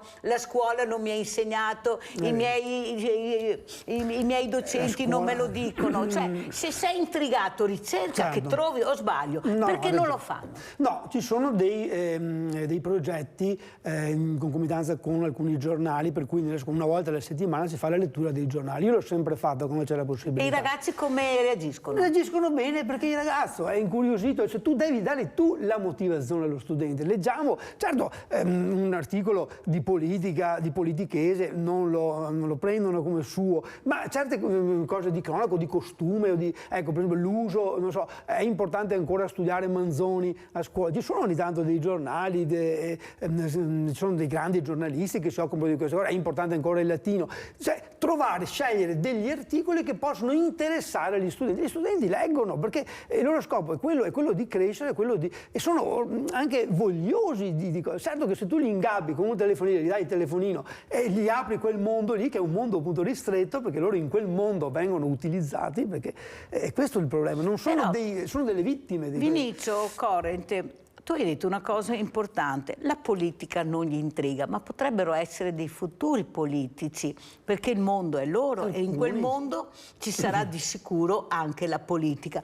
Perché la politica gli intriga così poco? Invece dovrebbero essere temi di attualità, perché si parla di economia, si parla di geografia, di storia, la politica è fatta di questo. Come mai sono così lontani dalla politica? Cos'è successo che è interrotto questo percorso, che potrebbe anche essere un percorso molto importante per i politici del futuro? Sì, negli ultimi anni abbiamo sentito che anche i genitori si sono disaffezionati alla politica, quindi probabilmente hanno trasmesso anche questo fatto. Passa il messaggio, insomma, che il politico è uno che così fa bella vita, no? Ha stipendi alti, ha tutta una serie di privilegi, e questo probabilmente dai genitori gli è stato trasmesso, per cui una certa disaffezione. Poi devo dire la verità che ci sono degli studenti che hanno invece la stoffa del politico, no? Io ho detto, per esempio, avevo uno studente adesso che tu hai la stazza dell'uomo Fininvest, no? Perché ci sono tanti che sono dosati, sanno avere delle belle relazioni, lì non ne trovi tantissimi. In realtà però la politica dovrebbe interessare tutti, giustamente, perché è un fatto. Ma una volta era così, e c'è stata questa disaffezione, ma che è una disaffezione non solo il giovanile, io penso che sia proprio parte anche dalle generazioni più vecchie, questa antipolitica che ha un po' perpetrato gli ultimi anni, no? La contropolitica, il messaggio che in realtà poi non è vero, perché questi politici alle volte sono anche però bravi. Vinicio, quelle scuole e quegli insegnanti che hanno capito l'importanza del teatro Lì i giovani li vediamo, partecipano, collaborano, creano, perché sono anche dei creativi, o sbaglio? Ecco, la scuola non dovrebbe anche essere questo. Io non dovrei essere fortunato ad avere quella scuola e quell'insegnante, dovrei avere la scuola in generis che mi offre delle opportunità dove io posso scegliere, tra di questi il teatro, la musica, il suono, qualsiasi cosa, come si faceva una volta. Ecco, invece di andare avanti siamo un po' tornati indietro, poco sport, auditori che sono diventati magazzini, palestre inagibili, inaccessibili. C'è qualcosa che questo ragazzo capisce e dice: ma chi me lo fa fare? Ma per la verità la scuola offre molto, perché ci sono molti progetti, rispetto al passato, la scuola del passato era molto più contenutistica, si lavorava molto più sui contenuti, sulla trasmissione, anche un po' sul nozionismo, diciamo, al liceo appunto di 30-40 anni fa stavi 5-6 ore a tradurre latino e greco, letteratura. Adesso è meno, è più progettuale, ci sono tanti appunto, progetti, è una grande offerta appunto la scuola, per la verità. E anche appunto per questo anche più impegnativa anche per lo studente, perché fa un progetto, poi c'è questa alternanza appunto con il mondo, quella che una volta era l'alternanza, che è solo il PCTO, questa esperienza, lo studente va e quindi offre molto, per la verità. Ma non è una scuola troppo tecnica e loro la vorrebbero più operativa? Perché il mondo del volontariato ha così pochi giovani? Eppure se li prendi in classe che vai a fargli la solita lezioncina che non ne possono più, magari riesci a cogliere quell'attenzione per un quarto d'ora, 20 minuti, non di più. Ma dopo, quando sei uscito, questi non si ricorda più niente. Perché non intrigarli operativamente, manualmente? Perché è così difficile? Perché se non arriviamo a questi giovani, finisce il volontariato, Guardate che siamo tutti diversamente giovani su quel mondo là. Sono pochissime le associazioni che hanno dei giovani all'interno. Prego, Vinicio. Sì, questo effettivamente è vero. Per la verità ci sono anche tanti giovani che si occupano della solidarietà e così. Certo, bisognerebbe appunto insistere di più, ma guardi che la scuola però, bisogna spezzare appunto anche una lancia, fa molto. La scuola è veramente un grande laboratorio continuo. Sì, ma lo fa là, ma c'è il dopo scuola che non riusciamo a capire. Cosa fanno questi ragazzi adesso che le scuole sono chiuse? Cosa offriamo a questi ragazzi in alternativa? La scuola fa la scuola, in fin dei conti poi ci sono anche tutte le altre strutture, non è che si possa pretendere. Ma non si dovrebbe fare una prevenzione, cioè cercare di far capire che una volta che termina la scuola, visto che li abbiamo là e solo là i giovani, li troviamo là, cercare di far capire che se vogliono, quando è terminata la scuola, possono fare altre cose, ma questo non si fa, o pochi lo fanno. Guardate che è veramente difficile. Non è un compito primario della scuola. No, però io ho avuto un insegnante, Vinicio, che ha detto: guardate che da 1 a 10 anni, lo dico quasi tutte le mattine, speriamo che qualcosa si muova, da 1 a 10 anni gli diamo di tutto e di più, gli riempiamo di tutto. Volete spiegarmi cosa diamo dai 10 ai 18? Volete spiegarmi che offerte diamo dai 10 ai 18? Abbiamo un'altra telefonata, che è in linea? Luciano. Mirella, buongiorno. Buongiorno Luciano da Desenzano. Da Desenzano da Garda, buongiorno anche all'ospite. Posso dire la mia Mirella un minuto da padre, da nonno, da quasi bisnonno, perché fra 3 mesi ho 77. Ma guarda, i giovani sono intelligentissimi, ma su cose inutili li senti parlare, no? In gruppo parlano malissimo.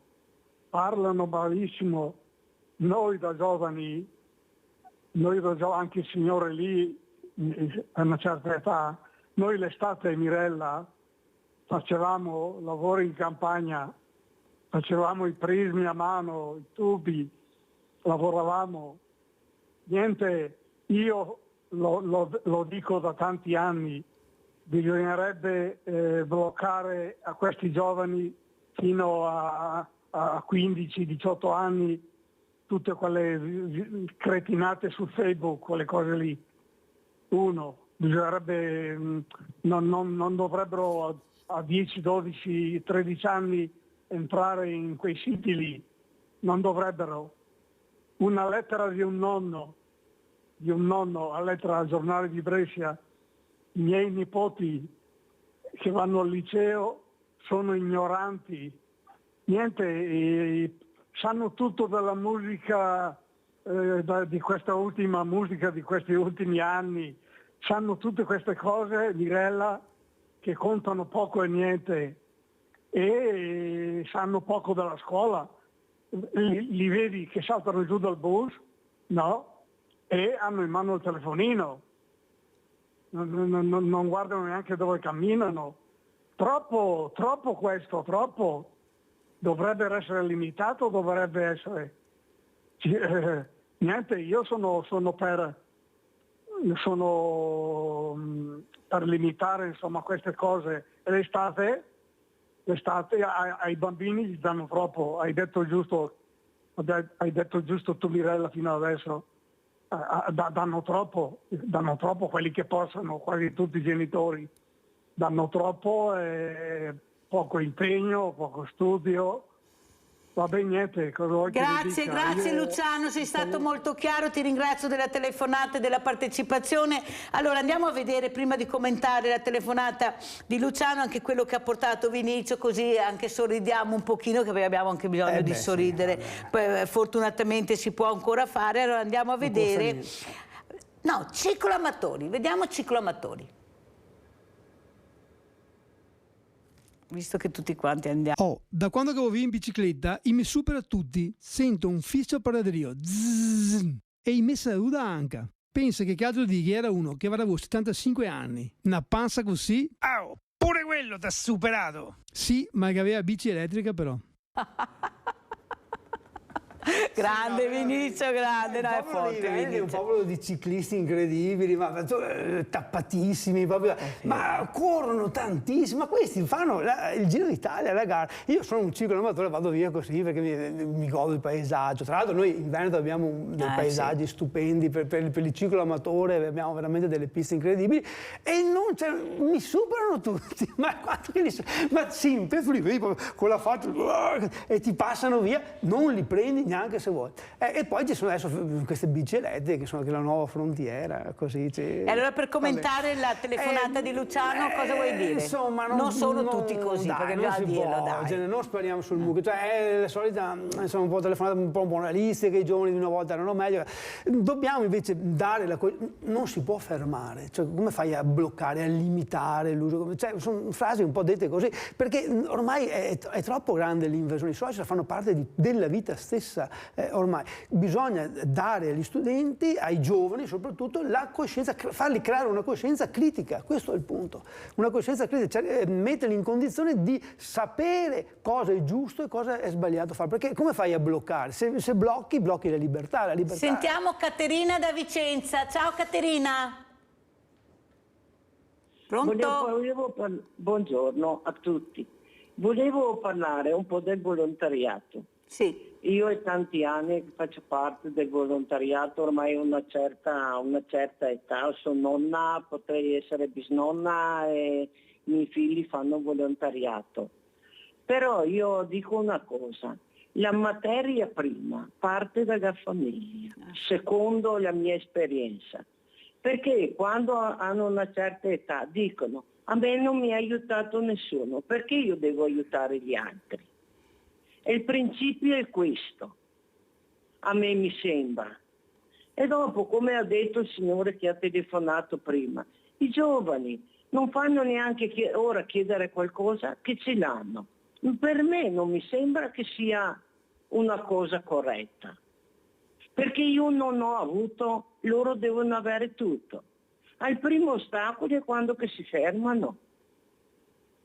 Non so se sbaglio, non so se... Io insomma la penso così.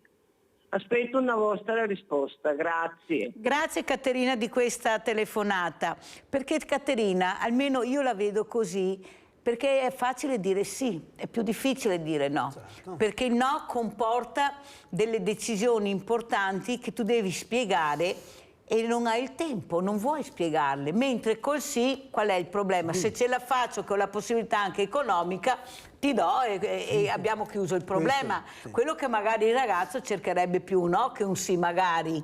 Prego Vinicio. Volte sì, deve essere un no però motivato, l'importante è che sia un no motivato, questo è il punto.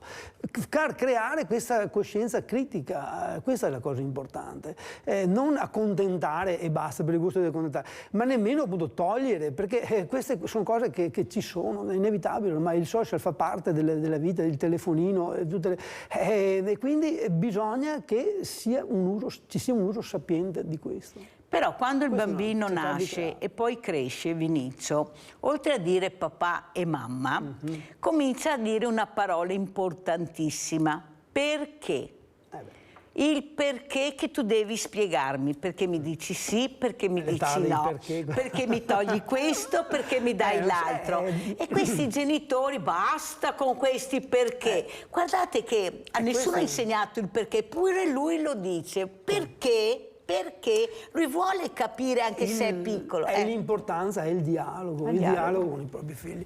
E adesso uno dice, ma non bisogna essere, io non sono un pedagogista ovviamente, mi occupo di ben altro, ma voglio dire, uno, quello che capisco, insomma, anche di psicologia appunto spicciola, bisogna sempre dialogare col figlio. Certo, dice, non bisogna essere amici dei figli, però alle volte appunto io ho sentito delle persone che hanno fatto un grande successo nella vita, che hanno detto, il mio più grande amico è stato mio padre, cioè l'amico non certo, ma che sa consigliare, c'è il dialogo, probabilmente noi diamo per evitare appunto il dialogo. La cosa più difficile è dialogare, è ragionare. Sì, però vedi Vinicio, il mio più grande amico è stato mio padre, questa parola padre, non è che dice il mio grande amico è stato Tony o Mario, perché qualche genitore non vuole essere chiamato padre perché si sente più VIP, più in, e vuole essere chiamato per nome. Per carità, ognuno la pensa proprio, ma il padre deve essere padre? Deve essere padre, la madre deve essere madre, cioè la famiglia che diceva giustamente Caterina, e qua arrivo a Caterina, dice è in famiglia che inizia il dialogo per portare questo ragazzo a prendere anche determinate decisioni, che può essere anche il mondo del volontariato o il mondo della donazione. Deve essere in famiglia che si inizia a dialogare. La famiglia è la cellula prima della società, su questo nessuno discute, insomma, certo che però all'interno della famiglia non ci deve essere più quell'autoritarismo che alle volte c'era, perché diciamo la verità, tanti traumi sono nati anche da eccessive padre padrone. Il padre padrone, quello effettivamente no.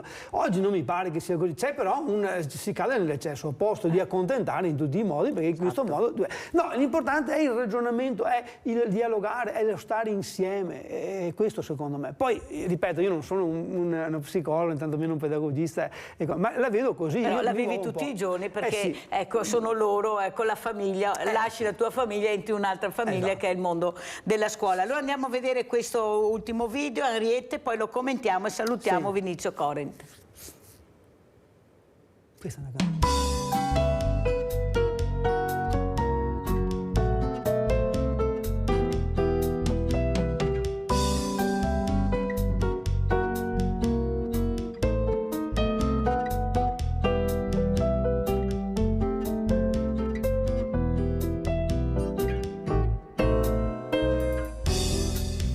Ti, mio unico amore,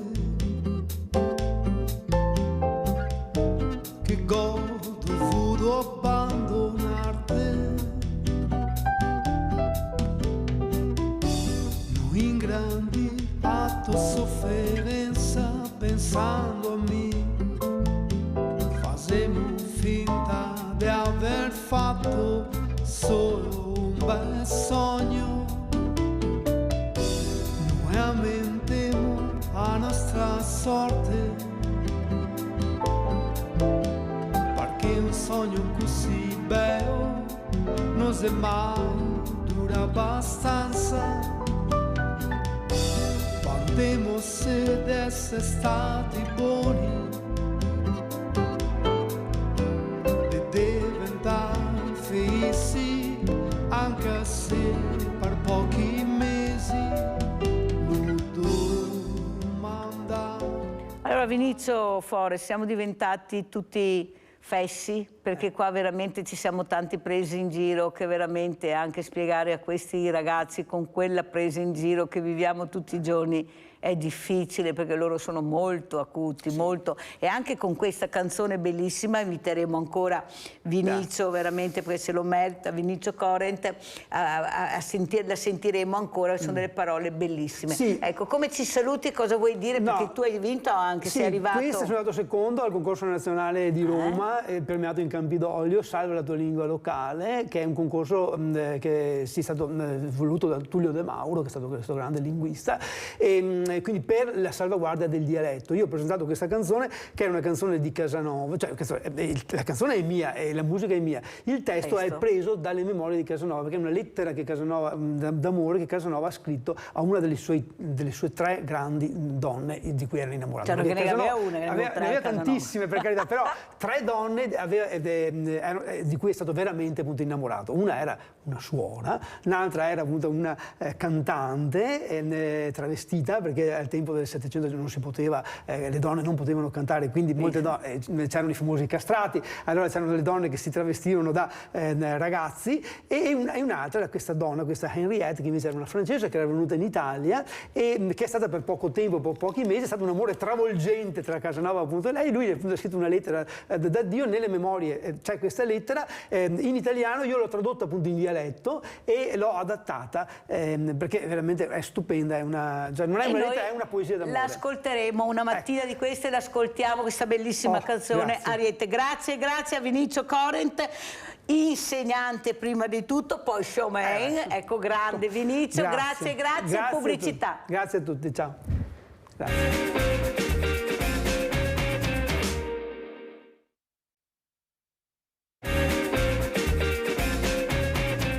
E vi presento altri 2 graditissimi ospiti. Abbiamo in presenza Stefano Zanatta, presidente regionale Dipartimento Solidarietà Emergenze Federazione Italiana Cuochi, importantissimo. Abbiamo anche da Vittorio Veneto collegato Don Alessio Magoga, direttore settimanale diocesano L'Azione. Buongiorno Don Magoga, grazie Don di essere qui con noi.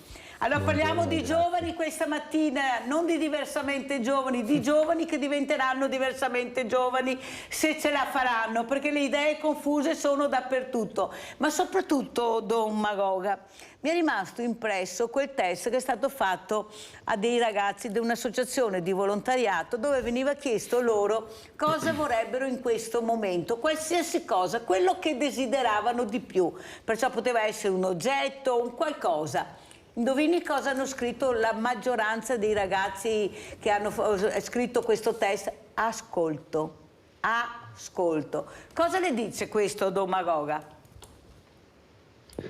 Beh, ascolto è una parola molto significativa, perché dice la necessità e il bisogno di un dialogo. Ho seguito un po' il vostro ospite di prima ed è stato, mi pare, davvero molto efficace nel condividere alcuni pensieri che descrivono quella che è anche la situazione giovanile, e mi pare che il termine ascolto dica la necessità di dialogo. Prima avete sottolineato questo termine, credo sia effettivamente un aspetto su cui bisogna investire energie. Il mondo degli adulti deve cercare di ascoltare di più il mondo dei giovani. Paradossalmente questo è un tempo in cui sembra che la comunicazione sia facile, sia a portata di mano, e invece ci stiamo allontanando e le relazioni stanno sfilacciando. Questo vale in modo per certi versi anche drammatico in quello che è il contesto del mondo giovanile. Quindi ascolto, che cosa mi fa venire in mente? Il bisogno di dialogo da parte degli adulti nei confronti dei giovani. Forse questi ragazzi, come ha detto lei, Don Magoga, hanno bisogno del dialogo anche in famiglia, ma questa famiglia che quasi sempre c'è poco, il pranzo non c'è, la cena non c'è, non sono più famiglie molto allargate, si parla di 1 o 2 e questi ragazzi fanno fatica. Io li vedo quando esco dalla trasmissione e faccio il rientro, sono seduti che mangiano sti panini con queste bibite, sono soli sempre con questo telefonino e sono in due col telefonino invece di parlarsi, sono là che lavorano con sto telefonino. C'è qualcosa che non riusciamo a capire. Si sono chiusi a riccio e non si entra più. Non entrano tra di loro o poco? Prego, Domagoga. Sicuramente ci sono tanti fattori che entrano in gioco in questo periodo, probabilmente dico cose un po' ovvie, forse anche banali, ma sicuramente gli anni del Covid hanno creato delle maggiori fatiche di relazioni tra noi in generale, in modo particolare per la fascia giovanile. Questi 3 anni di Covid li hanno, come possiamo dire, chiusi maggiormente in se stessi. Poi c'è tutto il discorso del cellulare, sentivo anche prima che ne parlavate, il cellulare, i mezzi social che appunto dicevo un attimo fa, paradossalmente sembrano strumenti di comunicazione, ma per certi versi anche invitano quasi uno a chiudersi dentro un mondo digitale, social, che prescinde da quelli che sono i contatti effettivi, veri e reali, no? Perché bisogna dire anche questo, qualcuno dice digitale è reale oggi, sì, per certi versi è vero. Da un altro punto di vista un conto è una relazione digitale e un conto è una relazione reale, concreta. Se, anche così pensavo a esperienze mie personali, 1000 like su un post di Facebook non valgono una telefonata o un incontro reale, concreto con una persona. Allora sentiamo anche cosa ne pensa Stefano Zanatta, Presidente Federazione Italiana Cuochi. Questo lavoro che deve essere molto intrigato, un lavoro che comprende, come quasi tutti i lavori, però io direi sacrificio, passione, impegno, però se lo fai seriamente può anche intrigarti, è una cosa veramente anche innovativa, tu crei con questo lavoro. Prego Stefano. Beh, allora sì, noi facciamo parte della solidarietà emergenza, quindi noi parliamo nell'ambito della solidarietà. Noi creiamo, diciamo nel mio settore, creiamo qualcosa per la gente che comunque ha bisogno, dal volontariato. Comunque è la prima cosa che noi facciamo, quindi è il volontariato, e come dicevi prima effettivamente per incrementare magari anche i giovani che hanno voglia di fare un qualcosa. E fare entrare i giovani nel volontariato è un po' difficile dirlo, però bisogna coltivarli. Bisogna allevarli già da piccoli, fargli vedere cos'è il volontariato, perché se si salta quel tratto comunque delle scuole che non insegnano cos'è un volontariato, il ragazzo quando ha 18 anni, 17 anni non interessa il volontariato, quindi non interessa neanche rimanere in società. Società, quindi ci sono i cellulari che basta come diceva il Don, bastava un like per far vedere che alla fine lui è migliore, ma alla fine non è così, perché nell'ambito nostro essere presenti, far vedere alla gente quello che loro hanno bisogno, e noi essere presenti forse secondo me gratifica molto di più di un cellulare su un like. Allora andiamo a vedere anche questo video che ha portato Zanatta per capire cosa fa questa associazione che veramente impegna molto e dà anche molta soddisfazione. Andiamo a vedere.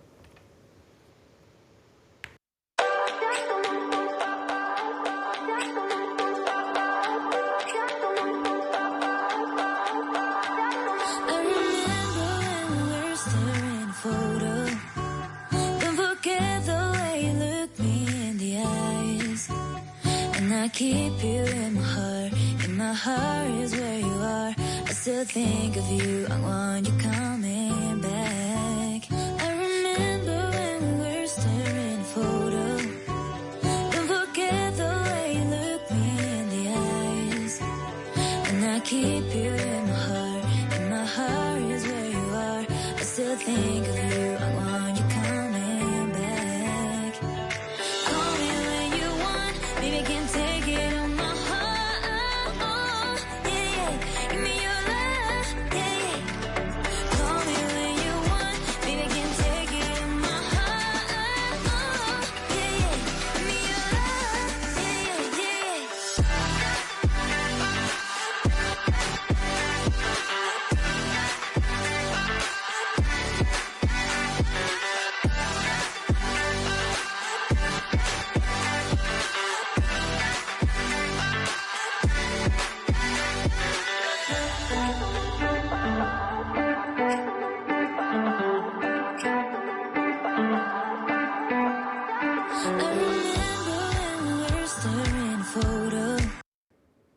Allora, molto importante questo video che abbiamo visto, perché come si diceva prima, la solidarietà è quella che parte per prima, che arriva subito. Non faremo, daremo, ci sono, arrivo, faccio. O sbaglio, Stefano? Cosa abbiamo visto questo video importante? Allora, su questo video qua abbiamo visto 3 location dove eravamo. Allora, noi eravamo a Riolo Terme, come Dipartimento Solidarietà Emergenza del Veneto.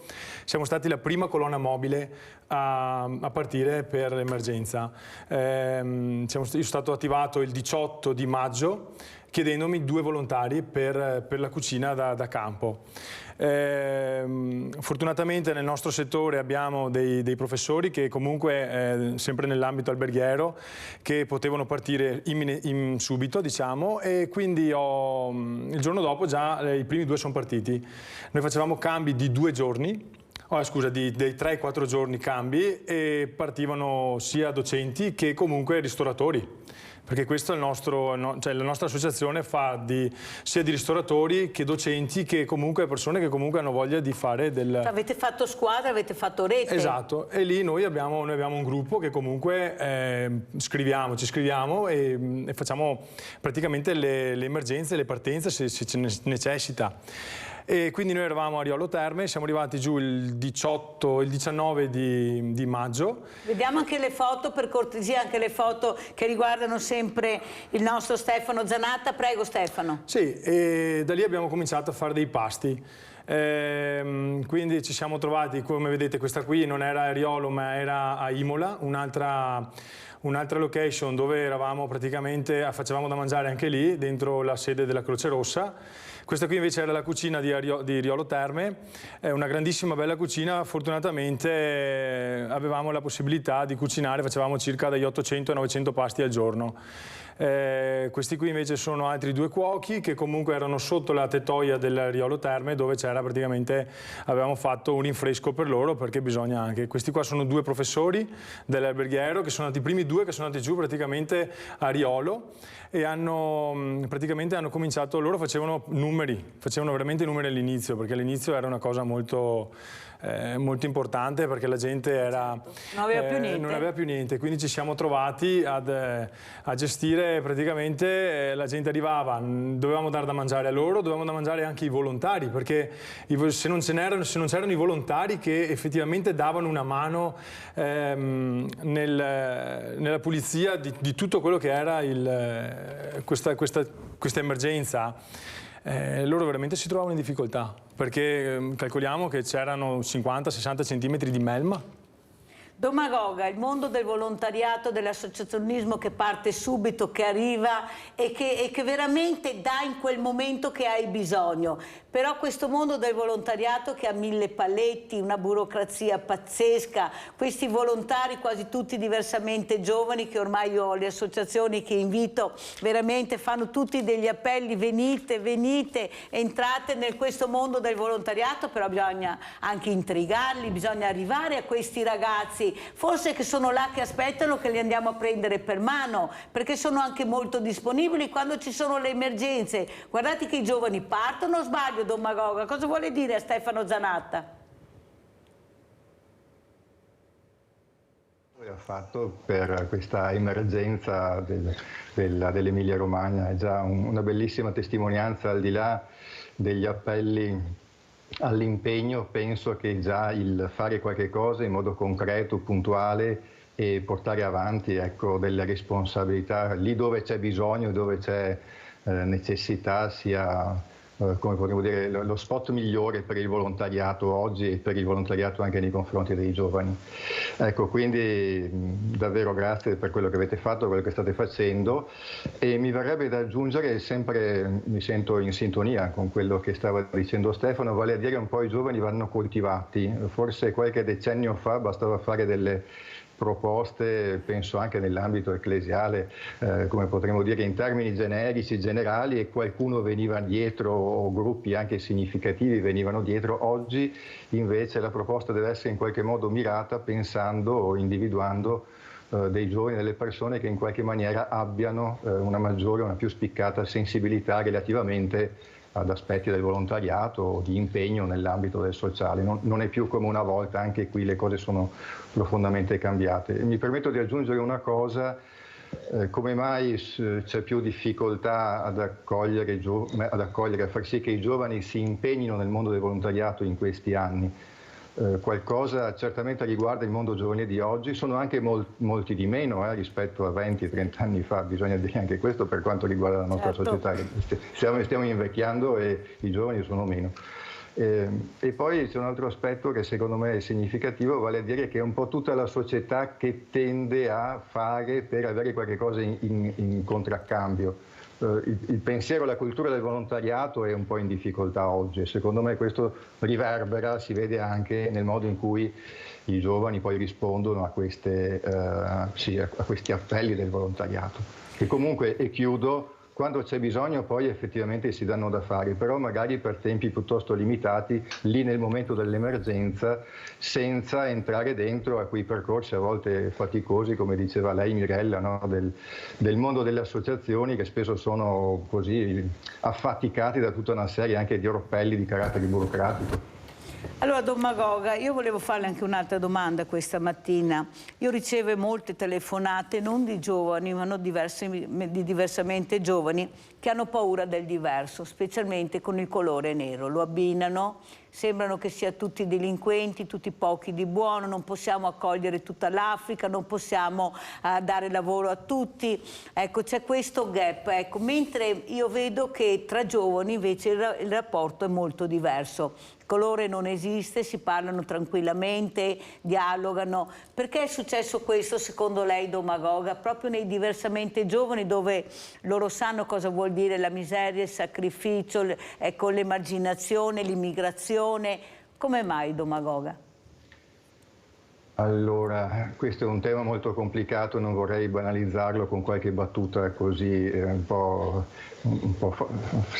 che semplifica la questione. Ecco, però mi verrebbe da dire che forse c'entra anche un po' l'età, nel senso che col passare degli anni più si invecchia, più si ha paura dei rischi, delle fatiche, dell'accogliere qualche cosa che è diverso, che comunque in ogni caso mette sempre un po' di paura. Ciò che è altro, ciò che è diverso da noi, un po' necessariamente pone degli interrogativi su quella che è la mia identità, su quella che è la mia storia, pertanto ci si pone, chi è un po' più avanti negli anni, si pone più facilmente in un atteggiamento un po' di difesa rispetto al diverso. Quindi forse qui mi collego a quello che dicevamo prima, le nostre società che sono un po' anziane di fronte alle novità, al diverso, a chi proviene da altri paesi, ha immediatamente un atteggiamento un po' di timore e di paura.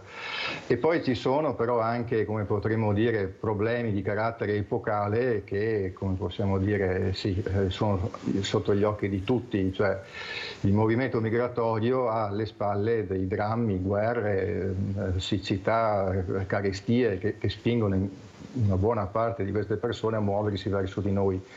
Quindi credo ci sia un po' la paura anche di fronte a questo mondo segnato da così grandi sconvolgimenti anche attorno a noi, per cui il diverso che ci richiama a queste realtà, guerre e carestie, preferiremo tenerlo fuori dal nostro ambito. Ecco. Non è che forse, Don Magoga, il diversamente giovane è diventato meno buono, si è chiuso più in se stesso, una volta si era molto aperti, le porte di casa non si chiudevano, il viandante che arrivava trovava sempre chi ce l'aveva un pezzo di pane, adesso vedo molte porte chiuse, molto chiusi a riccio. Come mai, specialmente qui parliamo di profondo sud, ma siamo anche nel profondo nord, Don Magoga? Sì.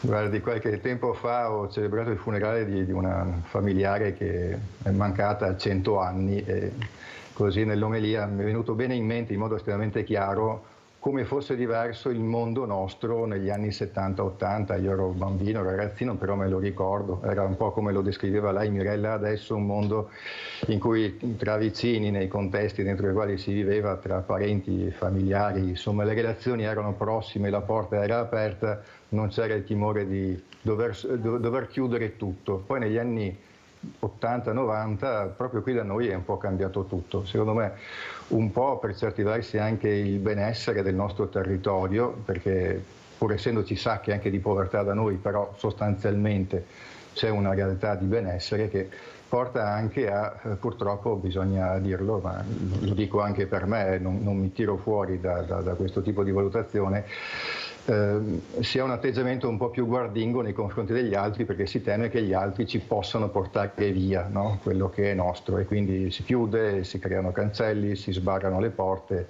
e così. Allora Stefano, invece sentiamo Stefano Zanatta, si cambia, è cambiato anche il mondo della ristorazione, ecco, queste offerte incredibili, andiamo dal pane, entriamo su un panificio, non riusciamo neanche a capire che tipo di pane prendere perché siamo già confusionati da tanta offerta che c'è, ma anche i menù. Poi alla fine scopri, almeno così mi diceva un ristoratore, che il turista ha voglia di mangiare una buona pasta col pomodoro semplicemente, cioè tutta questa articolazione, questa nouvelle cuisine. Ecco, com'è la situazione adesso proprio per quanto riguarda la cucina? Beh, allora, quanto riguarda la cucina, diciamo che tutta la gente ormai vuole la chicca, diciamo. Però c'è anche chi che la chicca, diciamo, guarda meno la chicca e dice voglio la quantità perché vuole la quantità. Voglio mangiare tanto. Esatto, quindi abbiamo le due linee. Però avere la chicca, trovare fuori un prodotto che comunque è di nicchia, un prodotto che comunque diciamo un prodotto valido, un prodotto coltivato dalle nostre terre, fatto in maniera decisamente migliore, cioè che non voglio discriminare gli altri prodotti, però magari le terre nostre offrono un buon pomodoro e quindi utilizziamo un buon pomodoro per fare un buon sugo, anziché magari utilizzare, non so, dell'altra carne che magari non... piuttosto magari dei prodotti nostri, locali. Che però si fa fatica anche a trovare, non sempre si trovano. Io penso chi è fortunato ad trovarsi vicino a 1 chilometro zero, ma nelle grandi città diventa un problema. Esatto. Io ho avuto ad esempio le mamme no PFAS, i medici per l'ambiente, dove dicono state attenti perché non si sa che prodotti si mangia, che non c'è ancora l'etichetta sulla provenienza del prodotto, e abbiamo questi problemi, perciò noi ci fidiamo anche quando andiamo nei ristoranti, nelle cucine, ecco, ci fidiamo di quello che è. La fiducia è una cosa importante quando entra uno su un ristorante, e soprattutto queste cucine aperte dove vedi come si cucina, chi sono, cosa fanno. È importante questa visione diversa che c'era una volta, dove la cucina era da una parte e non vedevi niente. Prego. Allora vorrei dire una cosa, la fiducia, il cliente deve sempre avere fiducia del ristoratore, cioè deve entrare su un ristorante e deve essere come a casa. Cioè, perché se io vado a mangiare su un ristorante e mi fido della persona con cui sto parlando, quindi in questo caso il cameriere, perché il cameriere, diciamo, fa la parte più importante del ristoratore, perché sì, il ristoratore, il cuoco è in cucina e prepara i piatti, però anche il cameriere è colui che ti spiega cosa fa il cuoco, poi il cuoco ci mette del suo, quindi la fiducia che ha un cliente ed entra dentro un ristorante deve essere come a casa. Quindi vedere diciamo il menù che sia un menù di nicchia o di chicca, oppure trovarti fuori un menù a buon prezzo, l'importante è che quando entri hai la fiducia del ristoratore, che vuol dire tanto secondo me la fiducia del ristoratore.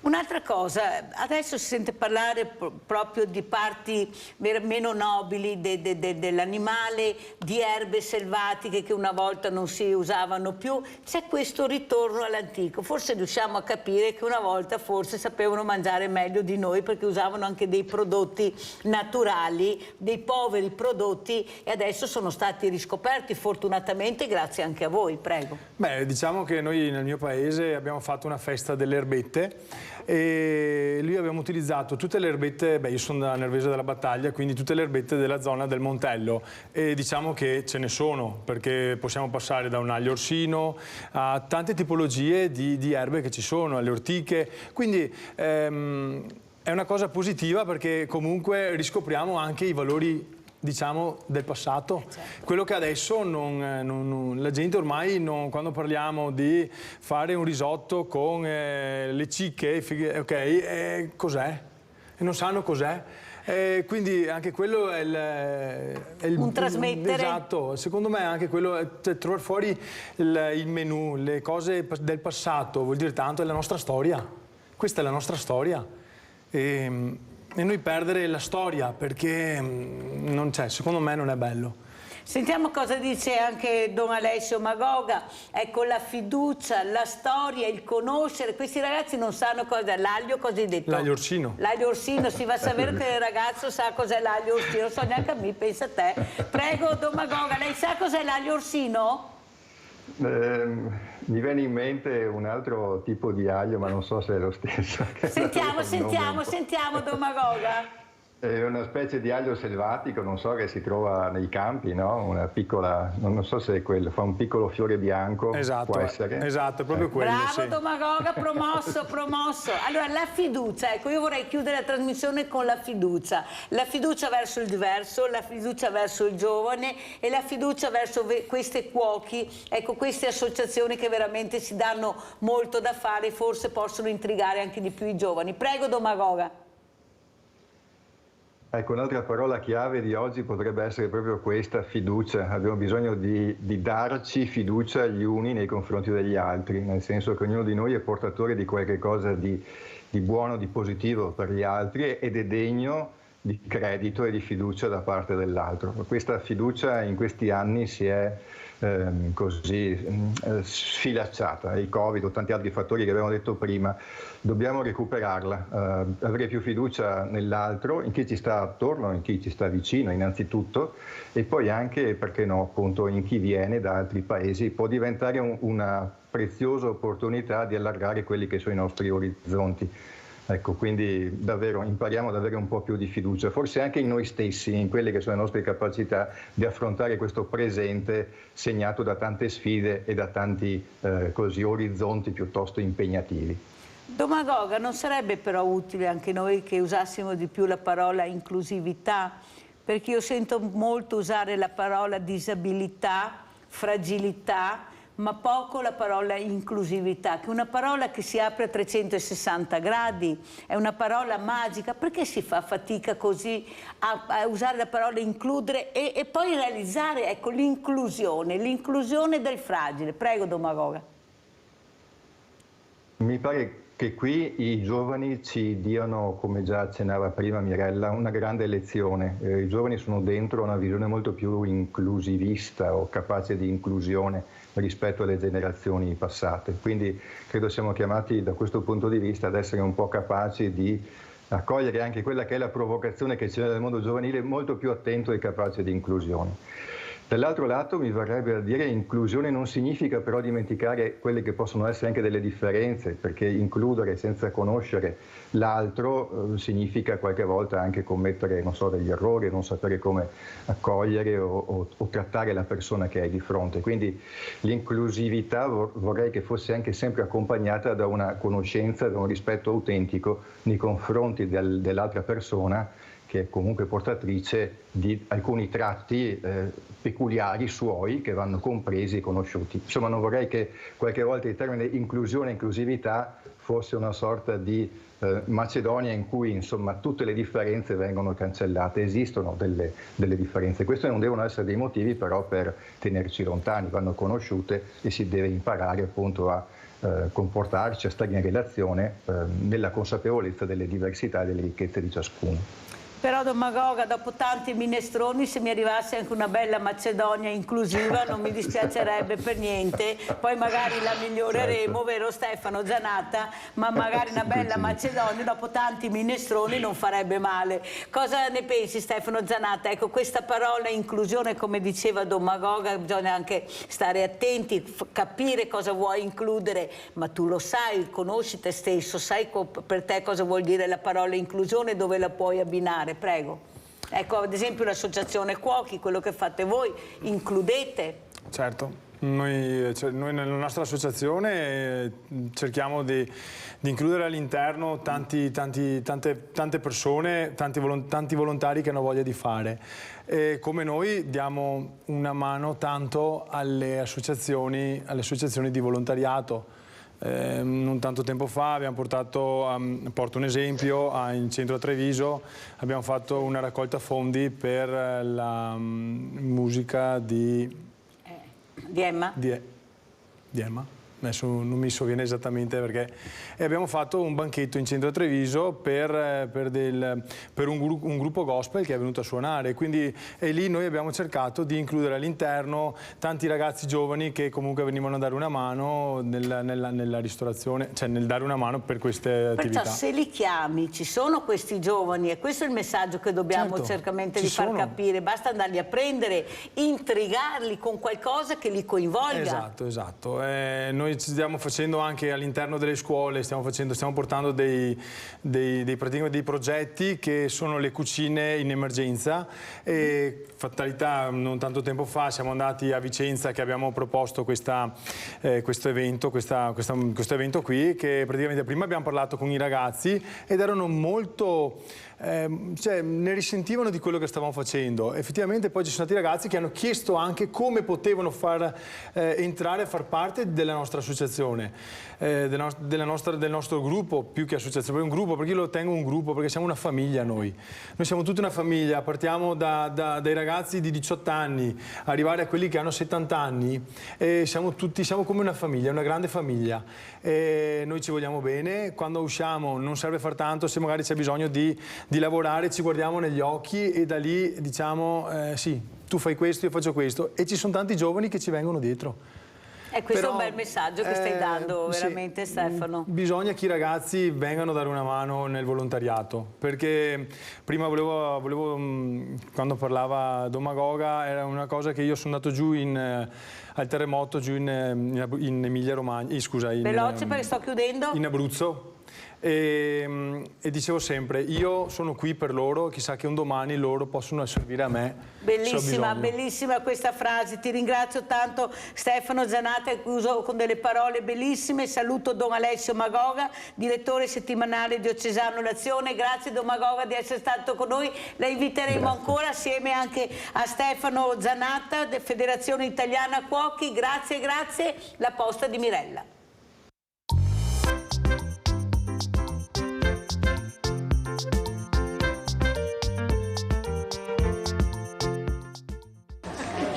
We have to sit down now because here's the preview. You did last year, and you did before. Was that younger than mine? God. Oh my God.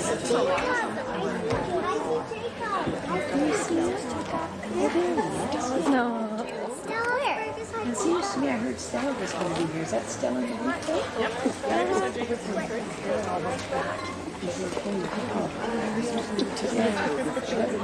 Blue vest? That one there? Which one's Stella? Dark blue. Dark? Oh my God. Do you remember when you did this, Lizzie? You did this last year? And she stood there? He's got so much personality. I told him not to leave. It was Megan's rule. He's got a lot of personality, I'm sure. Ladies and gentlemen, this is our primary debut. This is the future of Highland dancing. And we'll have to do the Paddy Bat first of all, then the Paddy Bat icons.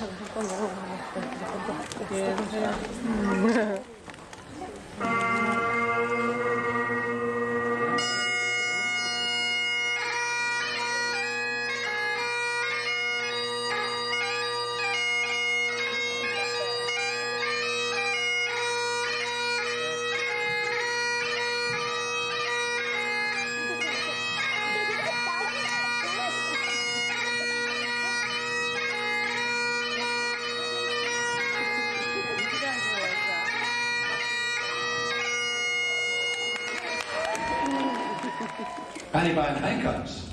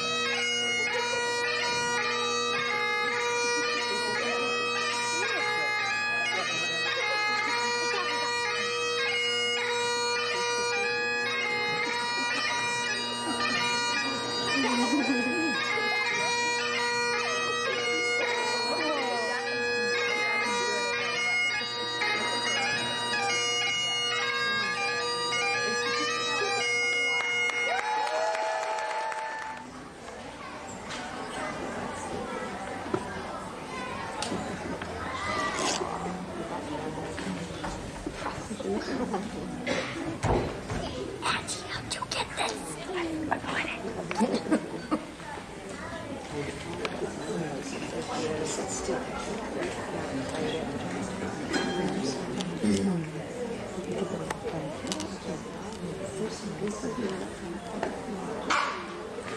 Okay guys, we've got participation ribbons for them. I'll call out their names so we can recognise who they are. But I don't need you to step forward, I'm just going to call your name out. We have Sheila Johnston, Jacob Hendrickson, Rochelle Francis, Nicole Renfrey, Samantha Renfrey, Sydney Fisher, Camden Payton, Isla Boswell, Madeline McLeod, Katie McFarlane, Sally McFarlane, Bethany Bain, Hayden Myers, Annalise Bridge, and Alexa Sanderson. These are our debut dancers.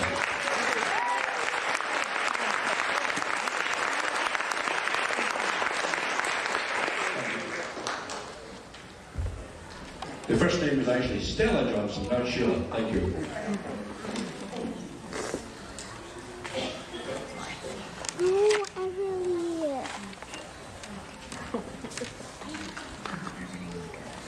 So they don't draw on their own. That's why. Okay, I'd like to take a step forward and bow, please. All together now. 1, 2, 3. Thank you.